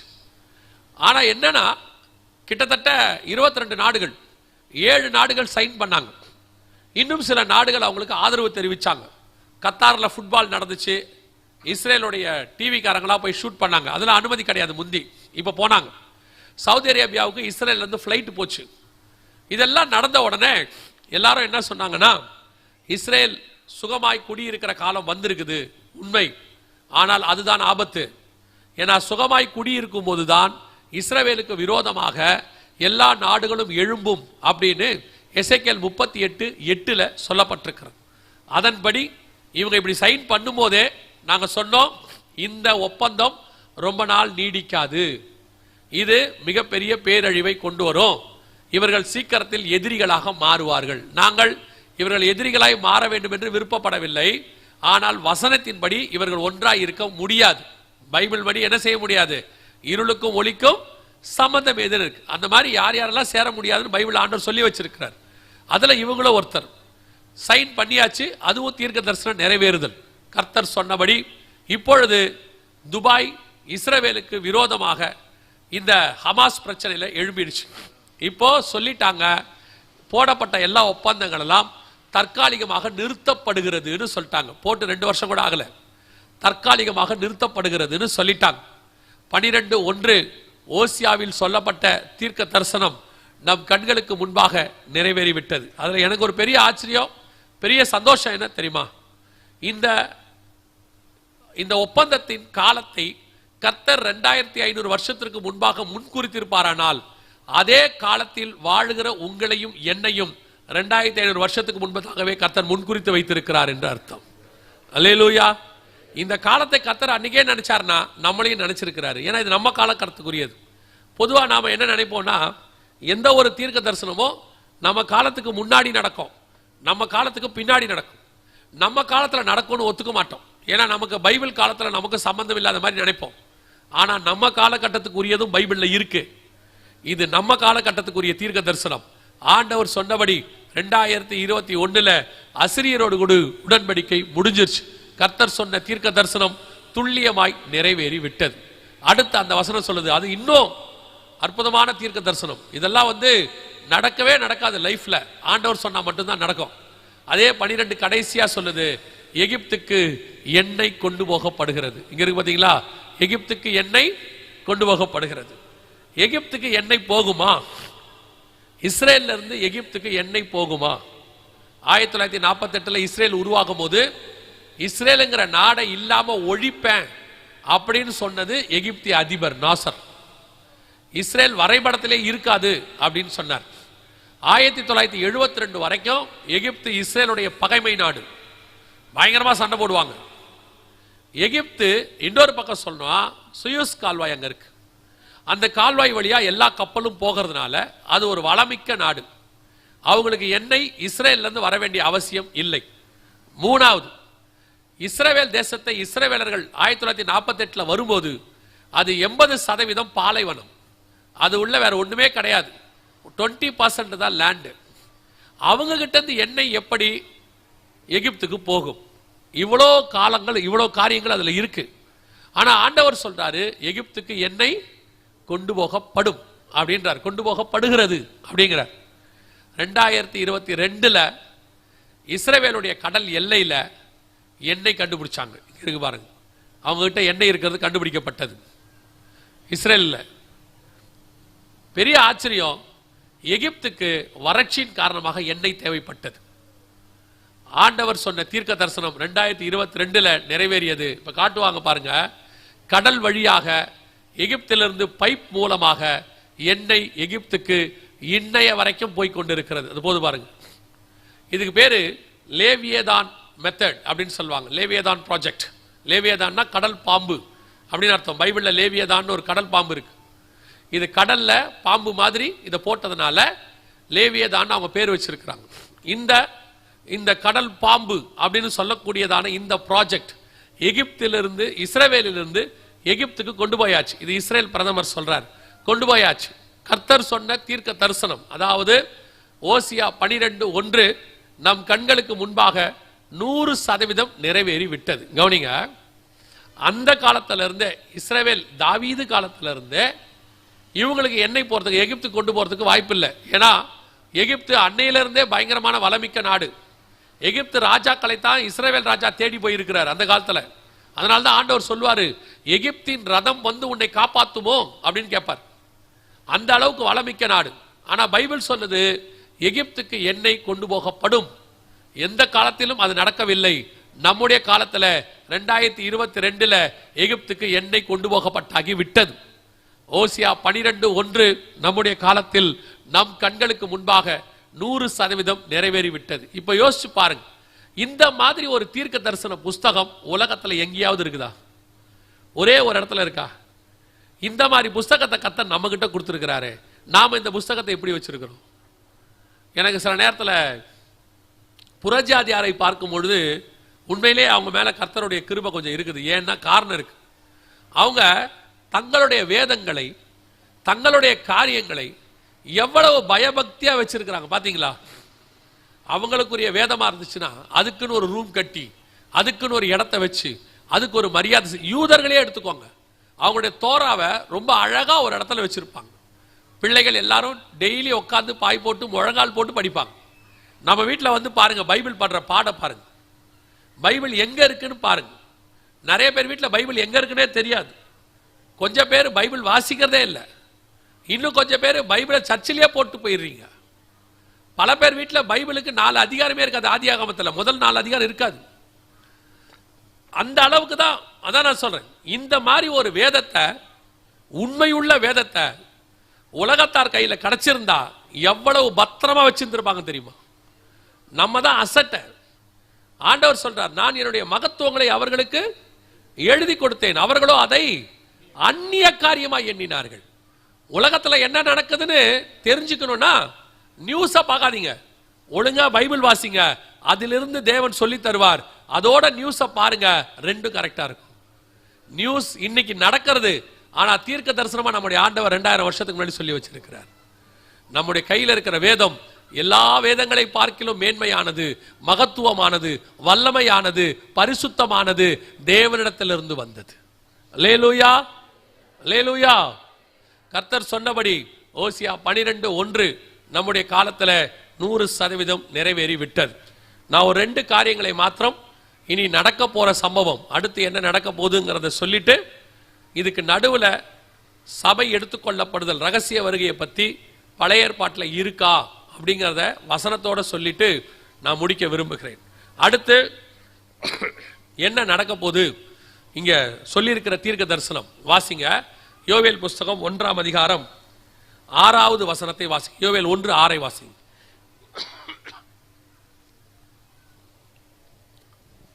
எண்ணி முடியாத ஒரு பலத்த ஜாதி என் தேசத்தின் மேல் வருகிறது.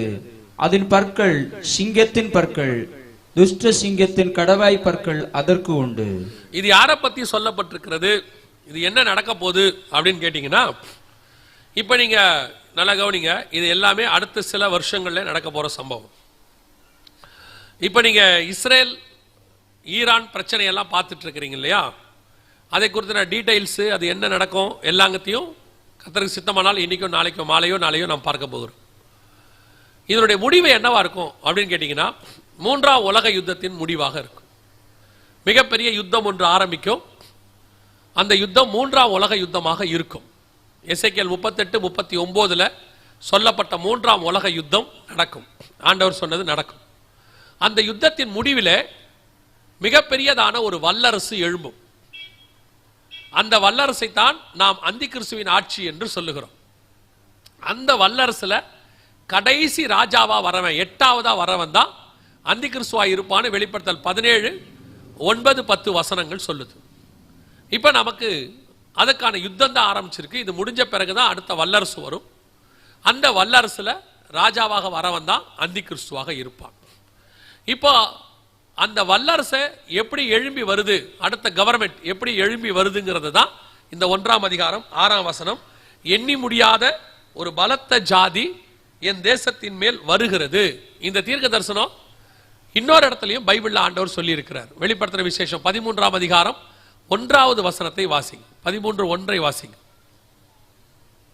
பின்பு நான் கடற்கரை மணலின் மேல் நின்றேன். கடற்கரை மணல்னா யார் தெரியுமா? கடற்கரை மணல். ஓசியா 1:10 வாசிங்க. ஓசியா 1:10.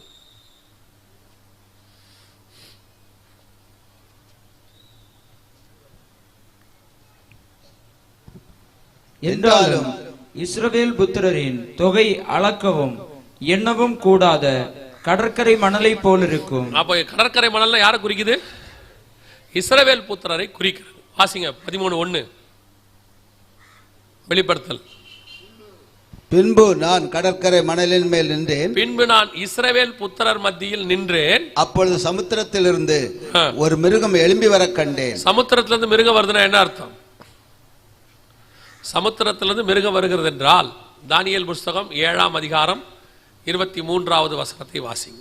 தானியேல் 7:23.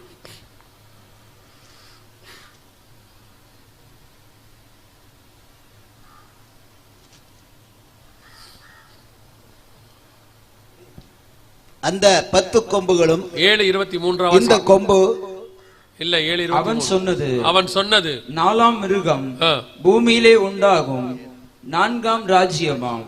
மிருகம் என்பது எதை குறிக்குது? ராஜ்யத்தை குறிக்கிறது. ஏன் நம்ம தானியேலுக்கு போனோம்னு சொன்னா 7:3 வாசிங்க. தானியேல் 7:3.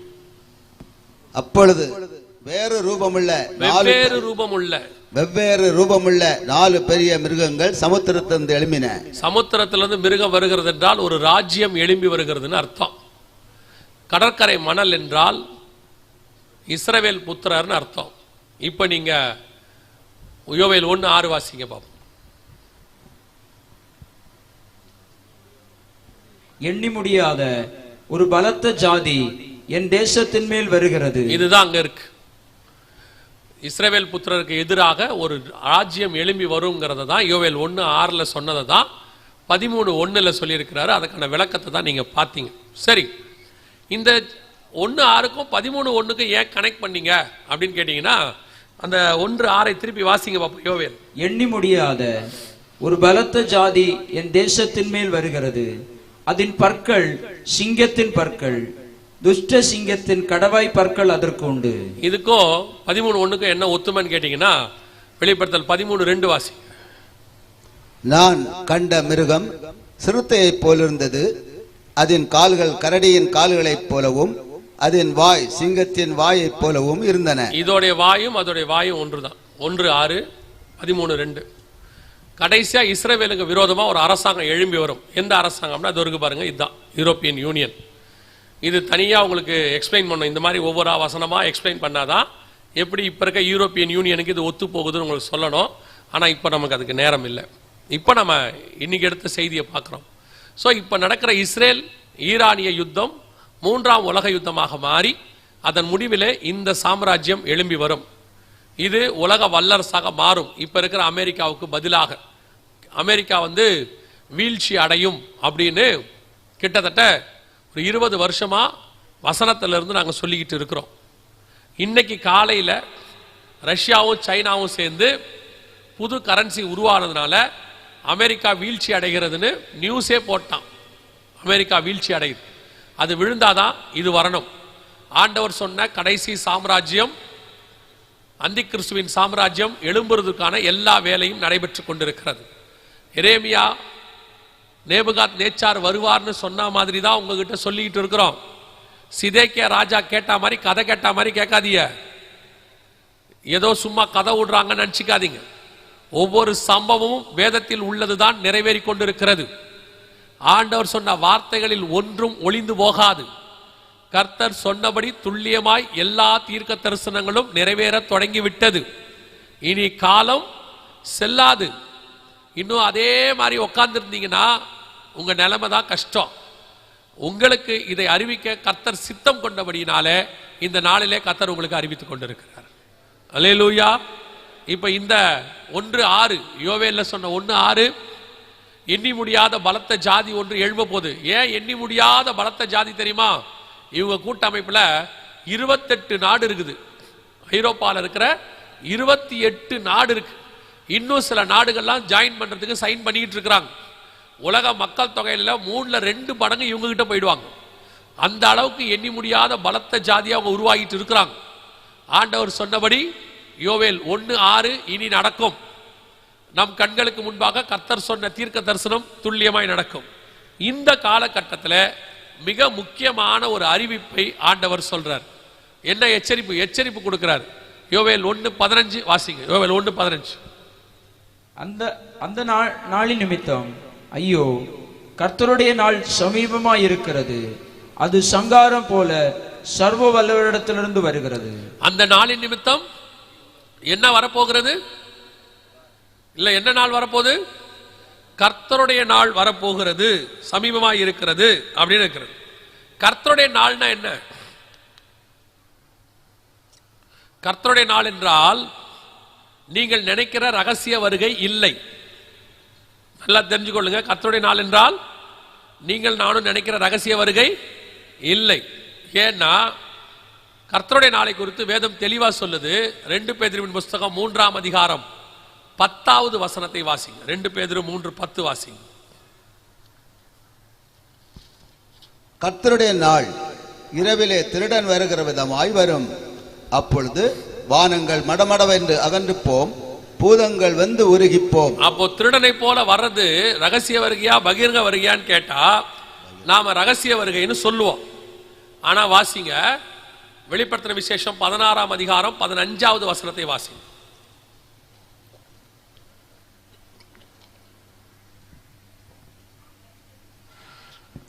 வெளிப்படுத்தல் 16:15. திருடனை போல் வருகிறேன், தன் மானம் காணப்படத்தக்க நிர்வாணமாய் நடவாதபடிக்கு விழித்துக் கொண்டு தன் வஸ்திரங்களை காத்துக் கொள்கிறவன் பாக்கியவான். அடுத்த வசனம். அப்பொழுது எபிரேயு பாஷையிலே அர்மகதான் எனப்பட்ட இடத்திலே அவர்களை கூட்டி சேர்த்தார். இது பகிரங்க வருகையை பற்றின வசனம். இதோ திருடனை போல வருகிறேன்றதுக்கான வசனம் 16-15 வெளிப்படுத்தல்ல இருக்கு. 2 பேதுரு 3:10 இருக்கு. அது ரகசிய வருகைக்கான வசனம் இல்ல, பகிரங்க வருகைக்கான வசனம். அர்மேகதான் என்கிற இடத்துல கூட்டி சேர்த்தான் அப்படின்னு. இப்போ அறிவிப்பு என்ன அறிவிப்பு வருது? 1:15 யோவேல்ல இதோ கர்த்தருடைய நாள் சமீபமாய் இருக்கிறது. கர்த்தருடைய நாளை பத்தி வசனம் என்ன சொல்லுது? அது பகலும் இல்லை இரவும் இல்லை, மப்பும் மந்தாரமான நாள். அந்த நாளில் யார் நிலை நிற்க கூடும் அப்படின்னு இருக்கு. கர்த்தருடைய நாளை விரும்புகிறவன் யார் அப்படின்லாம் இருக்கு. அப்படின்னா இது எதை பத்தி அப்படின்னு கேட்டா நியாய தீர்ப்பு நாள். அதாவது இயேசுவின் பகிரங்க வருகையின் போது பூமியானது அக்கினிக்கு இரையாய் இருக்கு. அதுக்கப்புறம் தான் 1000 வருஷ அரசாட்சி. அதுக்கப்புறம் 1000 வருஷ அரசாட்சிக்கு பிறகு சாத்தான் கட்டவிழ்க்கப்படுதல், அதற்கு பிறகு ஒரு யுத்தம், அதற்கு பிறகு வெள்ளை சிங்காசன நியாய தீர்ப்பு. இப்படிதான் பைபிள் சொல்லுது. இது நாம எதிர்பார்க்கிறதான சபை எடுத்துக்கொள்ளப்படுதலுக்கான வசனம் இல்லை. கர்த்தருடைய நாள் நிறைய பேர் இந்த குழப்பத்தை கன்ஃபியூஸ் பண்ணதுனால தான் ரகசிய வருகை இல்லை இல்லை அப்படின்னு சொல்லிட்டாங்க. கர்த்தருடைய நாள் என்பது பகிரங்க வருகை. வெளிப்படுத்தல் 16-15 இருக்கு. திருடனை போல வருகிறேன்னு சொல்றாரு. அதான் 2 பேதுரு 3:10 இருக்கு. இப்போ இந்த அனௌன்ஸ்மெண்ட் இஸ்ரவேல் ஜனங்களுக்கு கொடுக்கப்படும். எப்படி? நியாய தீர்ப்பு வரப்போது, கர்த்தருடைய நாள் வரப்போது, டூம்ஸ்டே வரப்போது அப்படின்னு சொல்லுவாங்க. அதே நேரத்தில் இன்னொரு அறிவிப்பும் வருது. வாசிங்க, யோவேல் 2:1 வாசிங்க. சீயோனிலே எக்காளம் ஊதுங்கள், என் பரிசுத்த பர்வதத்திலே எச்சரிப்பின் சத்தமிடுங்கள், தேசத்தின் குடிகள் எல்லாம் தத்தளிக்க கடவார்கள், ஏனெனில் கர்த்தருடைய நாள் வருகிறது, அது சமீபமாய் இருக்கிறது. இதுவும் எதை பத்தி தான் இருக்குது? கர்த்தருடைய நாளை பத்தி தான் இருக்கு. அடுத்து வாசிங்க, 2 யோவேல் 2:11 வாசிங்க. கர்த்தர் தமது சேனைக்கு முன் சத்தமிடுவார், அவருடைய பாளையம் மகா பெரியது, அவருடைய வார்த்தையின்படி செய்கிறதற்கு வல்லமை உள்ளது. கர்த்தருடைய நாள் பெரிதும் மகா பயங்கரமுமாயிருக்கும், அதை சகிக்கிறவன் யார்? இது எல்லாமே பகிரங்க வருகையில் இயேசுவின் பாதங்கள் ஒலிவ மலையின் மேல் வந்து நிற்கும் பொழுது அது ரெண்டாக பிளந்து அர்மேகதான் யுத்தத்தை குறித்து சொல்லுது. உலகம் மிகப்பெரிய பேரழிவை சந்திக்கும். அதற்கு பிறகு இயேசு கிறிஸ்துவின் 1000 வருட அரசாட்சி தொடங்கும். இது அதை குறித்து தான் சொல்லப்படுது. திருப்பி திருப்பி ஒரு தடவைக்கு 3 தடவை அதை பற்றி தான் சொல்றார். ஆனால் இதை சொல்லிக்கிட்டே இருக்கும்போது திடீர்னு நடுவில் நல்லா கவனிச்சுக்கொள்ளுங்க, உலக பிரகாரமான அடையாளங்களை சொல்லிக்கிட்டே இருக்கும்போது திடீர்னு இதுக்கு நடுவில் சம்பந்தம் இல்லாம இன்னும் ஒரே ஒரு வசனத்தை மட்டும் ஆண்டவர் சொல்றாரு. அதுதான் சபை எடுத்துக்கொள்ளப்படுவதற்கான மிக முக்கியமான எச்சரிப்பு. வாசிங்க, யோவேல் 2:16 வாசிங்க. ஜனத்தை கூட்டுங்கள், சபையை பரிசுத்தப்படுத்துங்கள், முதியோரை சேருங்கள், பிள்ளைகளையும் பாலுண்ணுற குழந்தைகளையும் கூட்டுங்கள். மணவாளன் தன் அறையையும் மணவாட்டி தன் மறைவையும் விட்டு புறப்படுவார்களாக. இது வரைக்கும் கர்த்தருடைய நாள் வருதுன்னு தான் இருந்துச்சே ஒழிய, இதுக்கு அப்புறமும் யோவேல் 2க்கு அப்புறமும் 3ஆம் அதிகாரத்திலையும் கர்த்தருடைய நாள் வருகிறது அப்படின்னு தான் வசனம் சொல்லுது. 3ஆம் அதிகாரம், யோவேல் தீர்க்கதரிசன புஸ்தகம் 3ஆம் அதிகாரம் 14வது வசன வாசி. 3:14. நியாய தீர்ப்பின் பள்ளத்தாக்கிலே ஜனங்கள் திரளாய் இருக்கிறார்கள். நியாய தீர்ப்பின் பள்ளத்தாக்கிலே கர்த்தரின் நாள் சமீபமாய் இருக்கிறது. எல்லாமே இன்னும் வரல. அது பகிரங்க வருகையில உலகத்தில் நியாய தீர்ப்புக்கு, அதாவது 1000 வருஷ அரசாட்சிக்கு முன்னாடி வரக்கூடியதான ஒரு நியாய தீர்ப்பு, அதை பத்தி தான் அங்க சொல்லுது. இது எல்லாம் தெளிவா சொல்லிட்டு நடுவுல ஒரு வார்த்தைய வசனத்தை ஆண்டவர் நமக்கு சொல்றார், சபைக்கு சொல்றார், நேரடியா சபைக்கு. வசனம் சொல்லுது, ஜனத்தை கூட்டுங்கள், சபையை பரிசுத்தப்படுத்துங்கள், முதியோரை சேருங்கள், பிள்ளைகளையும் பாலுண்ணுகிற குழந்தைகளையும் கூட்டுங்கள். உங்களுக்கு தெரியும் நினைக்கிறேன், கொரோனாவுக்கு பிறகு 2 முக்கியமானவங்களை சபைக்கு வர வேணான்னு சொல்லி இருந்தாங்க. அதாவது எல்லாரும் கூடுற இடத்துல 2 பேர் மட்டும் வர வேணான்னு சொன்னாங்க. யார் யார் ஞாபகம் இருக்கா? ஒன்னு முதியோர்கள், இன்னொன்னு பிள்ளைகள், குழந்தைகள். இந்த 2 பேரை மட்டும் வர வேணாம் அப்படின்னு சொல்லியிருந்தாங்க. மிச்சம் எல்லாரையும் கூட்ட சொன்னாங்க. இப்ப ஆண்டவர் சொல்றாரு, வருகை வரப்போது எல்லாரையும் உள்ள கூட்ட சொல்றாரு. ஜனத்தை கூட்டுங்கள், சபையை பரிசுத்தப்படுத்துங்கள், முதியோரை சேருங்கள், பிள்ளைகளையும் பாலுண்ணுகிற குழந்தைகளையும் சேருங்கள். இதுதான் மிக முக்கியமாக கூட்டி சேர்க்கிறது. இன்னும் சில, இந்த 3ஆம் உலக யுத்தம் இதெல்லாம் நடைபெற்று கொண்டிருக்கும் போது சபை மீண்டும் எல்லாரையும் கூட்டி சேர்க்கிற காலம் ஒன்று வரும். இந்த சபை கூட்டி சேர்க்கப்படும் பொழுது இந்த வசனம் நிறைவேறும். இந்த வசனத்தில் ஆண்டவர் சொல்ற வார்த்தை என்னன்னா, மணவாளன் தன் அறையையும் மணவாட்டி தன் மறைவையும். மணவாட்டி என்பது புதிய ஏற்பாட்டு சபையை மட்டும் குறிக்கிற வார்த்தை. பழைய ஏற்பாட்டு சபையில இஸ்ரவேல மணவாட்டின்னு கர்த்தர் சொல்லவே மாட்டார். புதிய ஏற்பாட்டு சபையை தான் உன்னத பாட்டிலையும் மணவாட்டியும் சொல்லுவாரு. புதிய ஏற்பாட்டு வெளிப்படுத்தின விசேஷம் 21ஆம் அதிகாரம் 22ஆம் அதிகாரத்திலையும் மணவாட்டின்னு சொல்லுவார். சோ மணவாட்டியும் மணவாளனும் புறப்படுவார்களாக அப்படின்னு இருக்கு. இந்த சம்பவங்கள்லாம் நடக்கும்போது இப்பதான் எக்காலம் ஊத ஆரம்பிக்க போறாங்க. இப்பதான் கர்த்தருடைய நாளை பத்தி அறிவிப்பு வரப்போகுது. இப்பதான் வருக வரப்போகுதுன்னு எல்லாரும் சொல்லிட்டு இருக்கிறாங்க.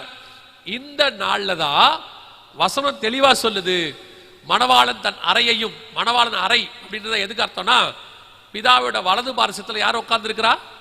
இயேசு உட்கார்ந்து இருக்கிறார். இதுக்கு இங்கிலீஷ்ல ஒரு டிரான்ஸ்லேஷன் இருக்கு, is in the father's chamber அப்படிம்பாங்க. அதாவது பிதா தனக்கு ஒதுக்கின அறையில் அவர் இருக்கிறார் அப்படின்னு ஒரு டிரான்ஸ்லேஷன். அவர் அந்த அறையை விட்டு, மணவாட்டி தன் மறைவையும் விட்டு. எந்த மறைவு? உன்னத பாட்டு 2 சொல்லுது, கண்மலையின் வெடிப்புகளிலும் சிகரங்களின் மறைவிடங்களிலும் தங்கியிருக்கிற என் புறாவே உன் முகரூபத்தை காண்பி.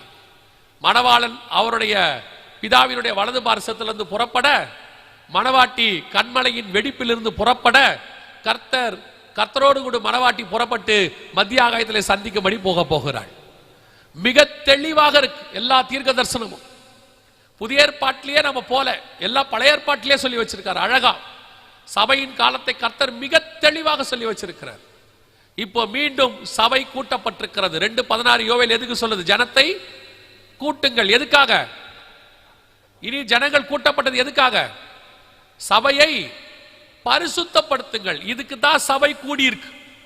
சபை இப்பொழுது கூடியிருப்பதற்கான காரணம் என்ன? வீடு வாங்குவதற்கு அல்ல, வாசல் வாங்குவதற்கு அல்ல. எலிசா கேயாசி கிட்ட சொன்ன மாதிரி தோப்புகளையும் திராட்சை தோப்புகளையும் ஒலிவ தோப்புகளையும் தோட்டங்களையும் துறவுகளையும் வாங்குவதற்கு இது காலமா? இயேசு வருவதற்கு முன்னாடி 100 வருஷத்துக்கு முன்னாடி 200 வருஷத்துக்கு முன்னாடி பரிசுத்தவான்கள் சொல்லி கொடுத்தது இயேசு சீக்கிரம் வரப்போகிறார், ஆயத்தப்படுங்க. ஆனா இயேசு வர்ற காலத்துல இப்ப சொல்லி கொடுக்கிறது எப்படியாவது ஒரு இடத்தை வாங்கிடுங்க. தயவு செய்து சொல்லுகிறேன், இது எதற்கான காலமும் இல்லை. கொரோனாவுக்கு பிறகு கர்த்தர் கொடுத்திருக்கிற வாய்ப்பு சபை ஆயத்தப்படுவதற்கான வாய்ப்பு, சபை பரிசுத்தப்படுவதற்கான வாய்ப்பு. நீங்கள் பரிசுத்தப்படாதபடிக்கு சபை வேற எதற்கு ஆயத்தமாக இருந்தாலும் வருகையில போக முடியாது. ஏன்னா இயேசு வரும்போது அவரை போல பரிசுத்தராய் இருக்கிற சபைதான் புறப்பட்டு போகும். ராஜா ஒரு நாள் திடீரென்று எஸ்தரை கூப்பிடுவார். ஆனால் எஸ்தர் ஒரே ஒரு முறைதான் ராஜாவின் இடத்தில் பிரவேசிப்பாள். அந்த ஒரு முறை ராஜாவுக்கு பிடித்து விட்டால் அதற்கு பிறகு எஸ்தர் ராஜகுமார்த்தியாய் கிரீடம் சூட்டிக் கொள்வாள். அந்த ஒரு ராத்திரிக்கு தான் அவள் காத்திருக்கிறாள். ஆனால் அதற்காக எஸ்தர் செய்தது என்ன தெரியுமா? 6 மாதம் வெள்ளை போலத்தினாலும் சுகந்த வர்க்கத்தினாலும் 6 மாதம் பெண்களுக்குரிய சுத்திகரிப்பினாலும் தன்னை சுத்திகரித்துக் கொண்டாள் என்று வேதம் சொல்லுது. 12 மாதம் வருஷம் முழுவதும் எஸ்தர் தன்னை சுத்திகரித்துக் கொண்டாள். எதற்காக தெரியுமா? ஒரே ஒரு நாள் ராஜாவை பார்க்க போவதற்காக. அந்த ஒரு நாள் தான் எஸ்தரின் வாழ்க்கையின் மிக முக்கியமான நாள், ராஜகுமாரத்தியாய் மாறுகிற நாள். வருஷம் முழுவதும் சபை சுத்திகரிக்கப்பட வேண்டும், வருஷம் முழுவதும் சபை பரிசுத்தப்படுத்தப்பட வேண்டும். சபைக்கான வேறொரு வேலை இல்லை. சபை ராஜாவை சந்திப்பதற்கு ஆயத்தப்படுகிற இடம். சபைக்கு வந்திருக்கிற உங்களுக்கு சொல்றேன், சபையை நடத்துறவங்களுக்கும் சொல்றேன், சபையை நீங்கள் வேற எதற்காகவும் பயன்படுத்தாதிருங்கள். வேற எதுக்கு பயன்படுத்தினாலும் ஆண்டவருக்கு பிடிக்காது. சபை கொள்ளையர் கூடாரமாய் மாறிவிடும். சபை தேவனை சந்திப்பதற்கு ஆயத்தப்படுகிற இடம். முதியோரை கூட்டுங்கள், பிள்ளைகளையும் பாலுண்ணுகிற குழந்தைகளையும் கூட்டுங்கள். ராஜா தன் அறையை விட்டு புறப்படுகிற காலம் வந்து விட்டது. இனி காலம் செல்லாது. எத்தனை வருஷம் நீங்க ஊழியம் பண்ணீங்க, எத்தனை வருஷம் நீங்க விசுவாசியா இருந்தீங்கன்றது முக்கியம் இல்ல. இயேசு வரும்போது அவரை சந்திக்கிற இடத்துல இருக்கிறீங்களா என்பதுதான் முக்கியம். அவர் வரும்போது கதவு திறந்திருக்கும் போது நீங்கள் உள்ளே போவீர்களா என்பதுதான் முக்கியம். கதவு அடைக்கப்பட்ட பிறகு நான் யார் தெரியுமா, நான் சபை ஆரம்பிச்ச காலத்திலிருந்து இருக்கிறேன், நான் இத்தனை வருஷம் விசுவாசின்னு எத்தனை முறை கதவை தட்டினாலும் கதவு திறக்காது. திறந்திருக்கிற வரைக்கும் தான் மரியாதை. திறந்திருக்கிறதுக்குள்ள உள்ள போயிட்டா சோத்திரம். கதவு பூட்டின பிறகு வரக்கூடிய ஒரே ஒரு பதில், உங்களை அறியேன்.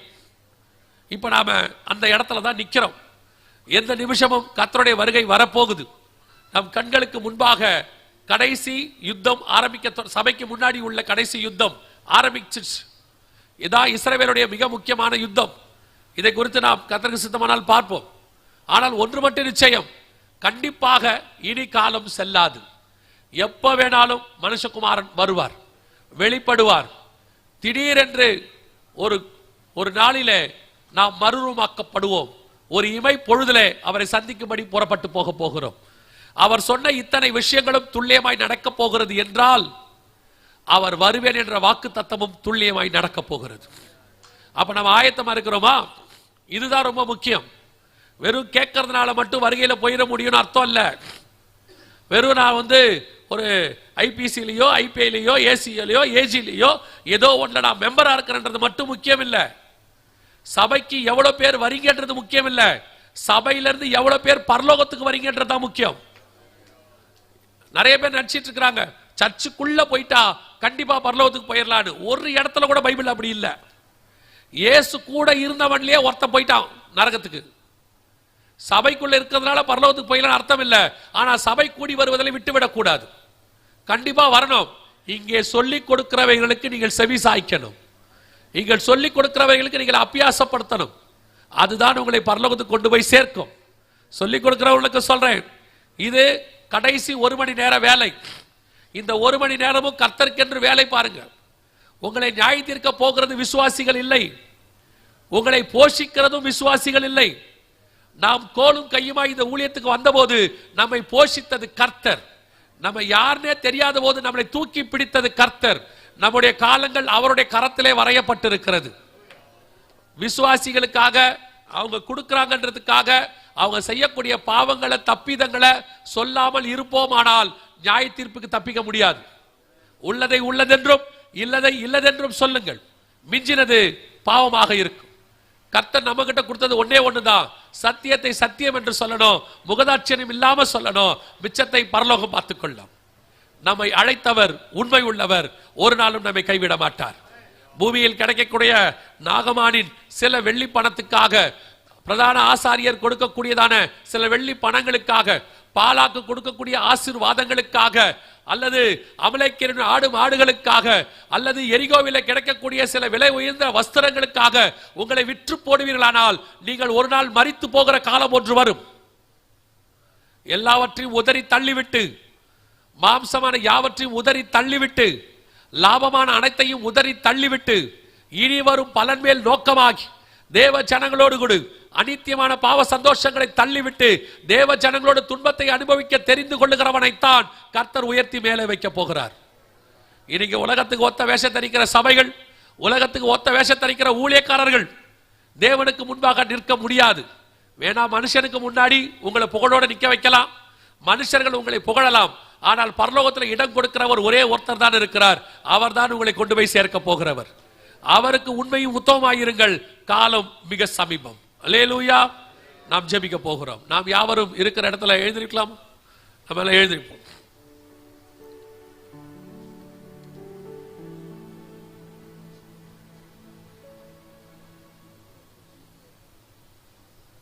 எல்லா கண்களை மூடுவோம்.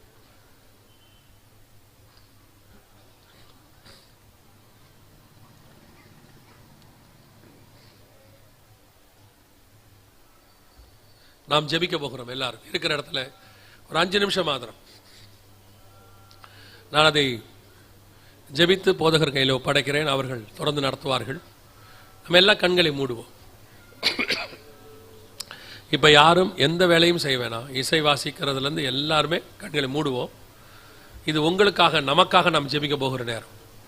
இது வரைக்கும் செய்தியை கேட்டோம், இதுதான் ஒப்பு கொடுக்கிற நேரம். 1 கொரிந்தியர் 11 சொல்லுகிறது, நம்மை நாமே நிதானித்து அறிந்தோமானால் நாம் நியாயம் தீர்க்கப்படும். உங்களை நீங்க ஆராய்ந்து பாருங்க. ஒருவேளை கிறிஸ்துவின் வருகை இன்று இருக்குமானால் நானும் என் வீட்டாரும் நானும் என் சபையும் இந்த வருகையில் போக முடியுமா? கிறிஸ்துவை சந்திக்கிற இடத்தில் நாங்கள் இருக்கிறோமா என்று சுய பரிசோதனை பண்ணி பாருங்க. யாரும் யாரையும் நியாயம் தீர்க்க வேண்டிய அவசியம் இது இல்லை. ஒரே டினாமினேஷனுக்குள்ள இருந்தாலும் ஊழியக்காரர்களுக்குள்ளே ஒருத்தரை ஒருத்தர் நியாயம் தீர்க்க வேண்டிய அவசியம் இது இல்லை. இது நம்மை நாமே நியாயம் தீர்க்கிற காலம், நிதானித்து அறிகிற காலம். கிறிஸ்து வரும்போது அவரோடு கூட புறப்பட்டு போகிற கூட்டத்தில் நான் இருப்பேனா? இதுதான் என்னுடைய கேள்வி. என் ஆவி, ஆத்மா, சரீரம் கர்த்தருக்கு முன்பாக மறுரூபமாகுமா? என் சரீரம் மீட்படையுமா? என் ஆத்மா ரட்சிப்படையுமா? என் ஆவி தேவன் தந்த இடத்துக்கு போகுமா? என் ஆத்மா அவரை நோக்கி வாஞ்சிக்குதா? என் ஆத்மா மண்ணோட ஒட்டி கொண்டிருக்கிறதா? நம்ம நாம நிதானிப்போம். வேற எதையும் இப்ப யோசிக்க வேண்டாம். ஒருவேளை உங்களுடைய ஆத்மா, உங்களுக்குள்ள இருக்கக்கூடியதான ஆவியானவர் இன்னும் உங்களுக்குள்ள இருக்கக்கூடியதான பலகீனங்களை, குற்றங்களை, மீறுதல்களை உணர்த்துவாரானால் இது ஒப்பு கொடுக்கிறதான ஒரு நேரம். சுயநீதி பரலோகத்துக்கு கொண்டு போகாது. சுயநீதி ஒரு நாளும் பரலோகத்துக்கு கொண்டு போகாது.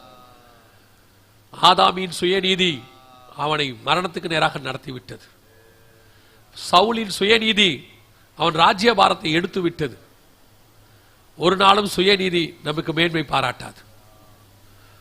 நம்மை நாமே ஒப்பு கொடுப்போம். பாவங்களை அறிக்கை செய்து விட்டு விடுவானாகில் அவன் தேவனிடத்திலிருந்து இரக்கம் பெறுவான் என்று வேதம் சொல்லுகிறது. ஒப்பு கொடுப்போமா? ஒருவேளை ஆண்டவர் உங்களுக்கு உணர்த்தி இருப்பாரானால், இந்த வருகைக்கு நான் இன்னும் ஆயத்தப்படலை, எனக்குள்ளேயே இன்னும் கொஞ்சம் பலகீனங்கள்லாம் இருக்கு, எனக்குள்ளே இன்னும் மாம்சத்தின் கிரியைகள் இருக்கு, கர்த்தர் விரும்புகிற ஆவிக்குரிய வாழ்க்கை இன்னும் எனக்குள்ளே காணப்படலை, கர்த்தர் வரும்போது நான் நிற்க முடியாது அப்படின்னு நீங்க நினைப்பீங்கன்னா, நாம கரங்களை தேவனுக்கு நேராக உயர்த்தி ஒப்பு கொடுக்க போகிறோம். ஆண்டவரே, நீர் வரும் பொழுது நாங்கள் உமக்கு முன்பாக நிற்கிறவான்களாய் பாத்திரவான்களாய் காணப்பட வேண்டும் ஆண்டவரே. உமக்கு முன்பாக நிற்க பாத்திரவான்களாய் காணப்பட வேண்டும் ஆண்டவரே. நான் என்னுடைய நீதி நிமித்தம் உங்களிடத்தில் வரவில்லை ஆண்டவரே. எங்களுடைய நீதி உமக்கு முன்பாக அழுக்கான கந்தையாய் இருக்கிறது என்று வாசிக்கிறோம். எங்கள் பரிசுத்தம் எங்கள் நீதியை உங்களிடத்தில் கொண்டு வரவில்லை. உங்க பரிசுத்தம் உங்க கிருபையை நம்பி உங்களிடத்தில் வந்து நிற்கிறோம். ரத்தத்தின் மூலமா தைரியமா கிருபாசனத்துக்கிட்ட நாங்க வர்றோம் ஆண்டவரே. ஒரு விசை எங்களை சுத்திகரிங்கப்பா, ஒரு விசை எங்களை சுத்திகரிங்கப்பா. நீர் வரும்பொழுது நாங்கள் மட்டுமல்ல, எங்களை நம்பி கொடுத்த குடும்பம், எங்களை நம்பி கொடுத்த சபை, எதையும் நாங்கள் விட்டுட்டு வந்துடக்கூடாது ஆண்டவரே. எங்களை நம்பி கொடுத்தவைகளில் ஒரு ஆட்டை கூட நாங்கள் தவற விட்டு விடக்கூடாது ஆண்டவரே. இந்த உலகத்தின் மேன்மைக்காக, உலகத்தின் ஆசாபாசங்களுக்காக, உலகத்தில் கிடைக்கிற அற்ப ஆதாயத்திற்காக, பரலோகத்தில் உம்மிடத்திலிருந்து கிடைக்கிற சாட்சியை நாங்கள் இழந்து விடக்கூடாது ஆண்டவரே. எப்படியாவது உடைய வாயிலிருந்து உண்மையும் உத்தமம் உள்ளவனே என்ற சத்தத்தை நாங்கள் கேட்டுறோம் ஆண்டவரே. கிருபை பாராட்டும், கிருபை பாராட்டும், கிருபை பாராட்டும். ஒப்பு கொடுப்போமா தேவ சமூகத்தில்? சர்வ வல்லமை உள்ள எங்கள் ஆண்டவரே, இந்த அருமையான நாளுக்காய் உமக்கு நன்றி ஆண்டவரே. இந்த வேளையிலே கரங்களை உயர்த்தி ஜெபித்துக் கொண்டிருக்கிற ஒவ்வொருத்தருக்காய் நாங்கள் ஜெபிக்கிறோம்ப்பா. நீர் வரும்பொழுது உங்களுடைய சமூகத்தில் நாங்கள் அத்தனை பேரும் காணப்பட கிருபை பாராட்டும். நீங்க வருகிற காலம் சமீபமாயிற்று. இதோ நாங்கள் வாசப்படியில் நிற்கிறோம் ஆண்டவரே. இனி உங்களை தட்ட விடமாட்டோம். எங்கள் கதவுகள் திறந்திருக்கிறது.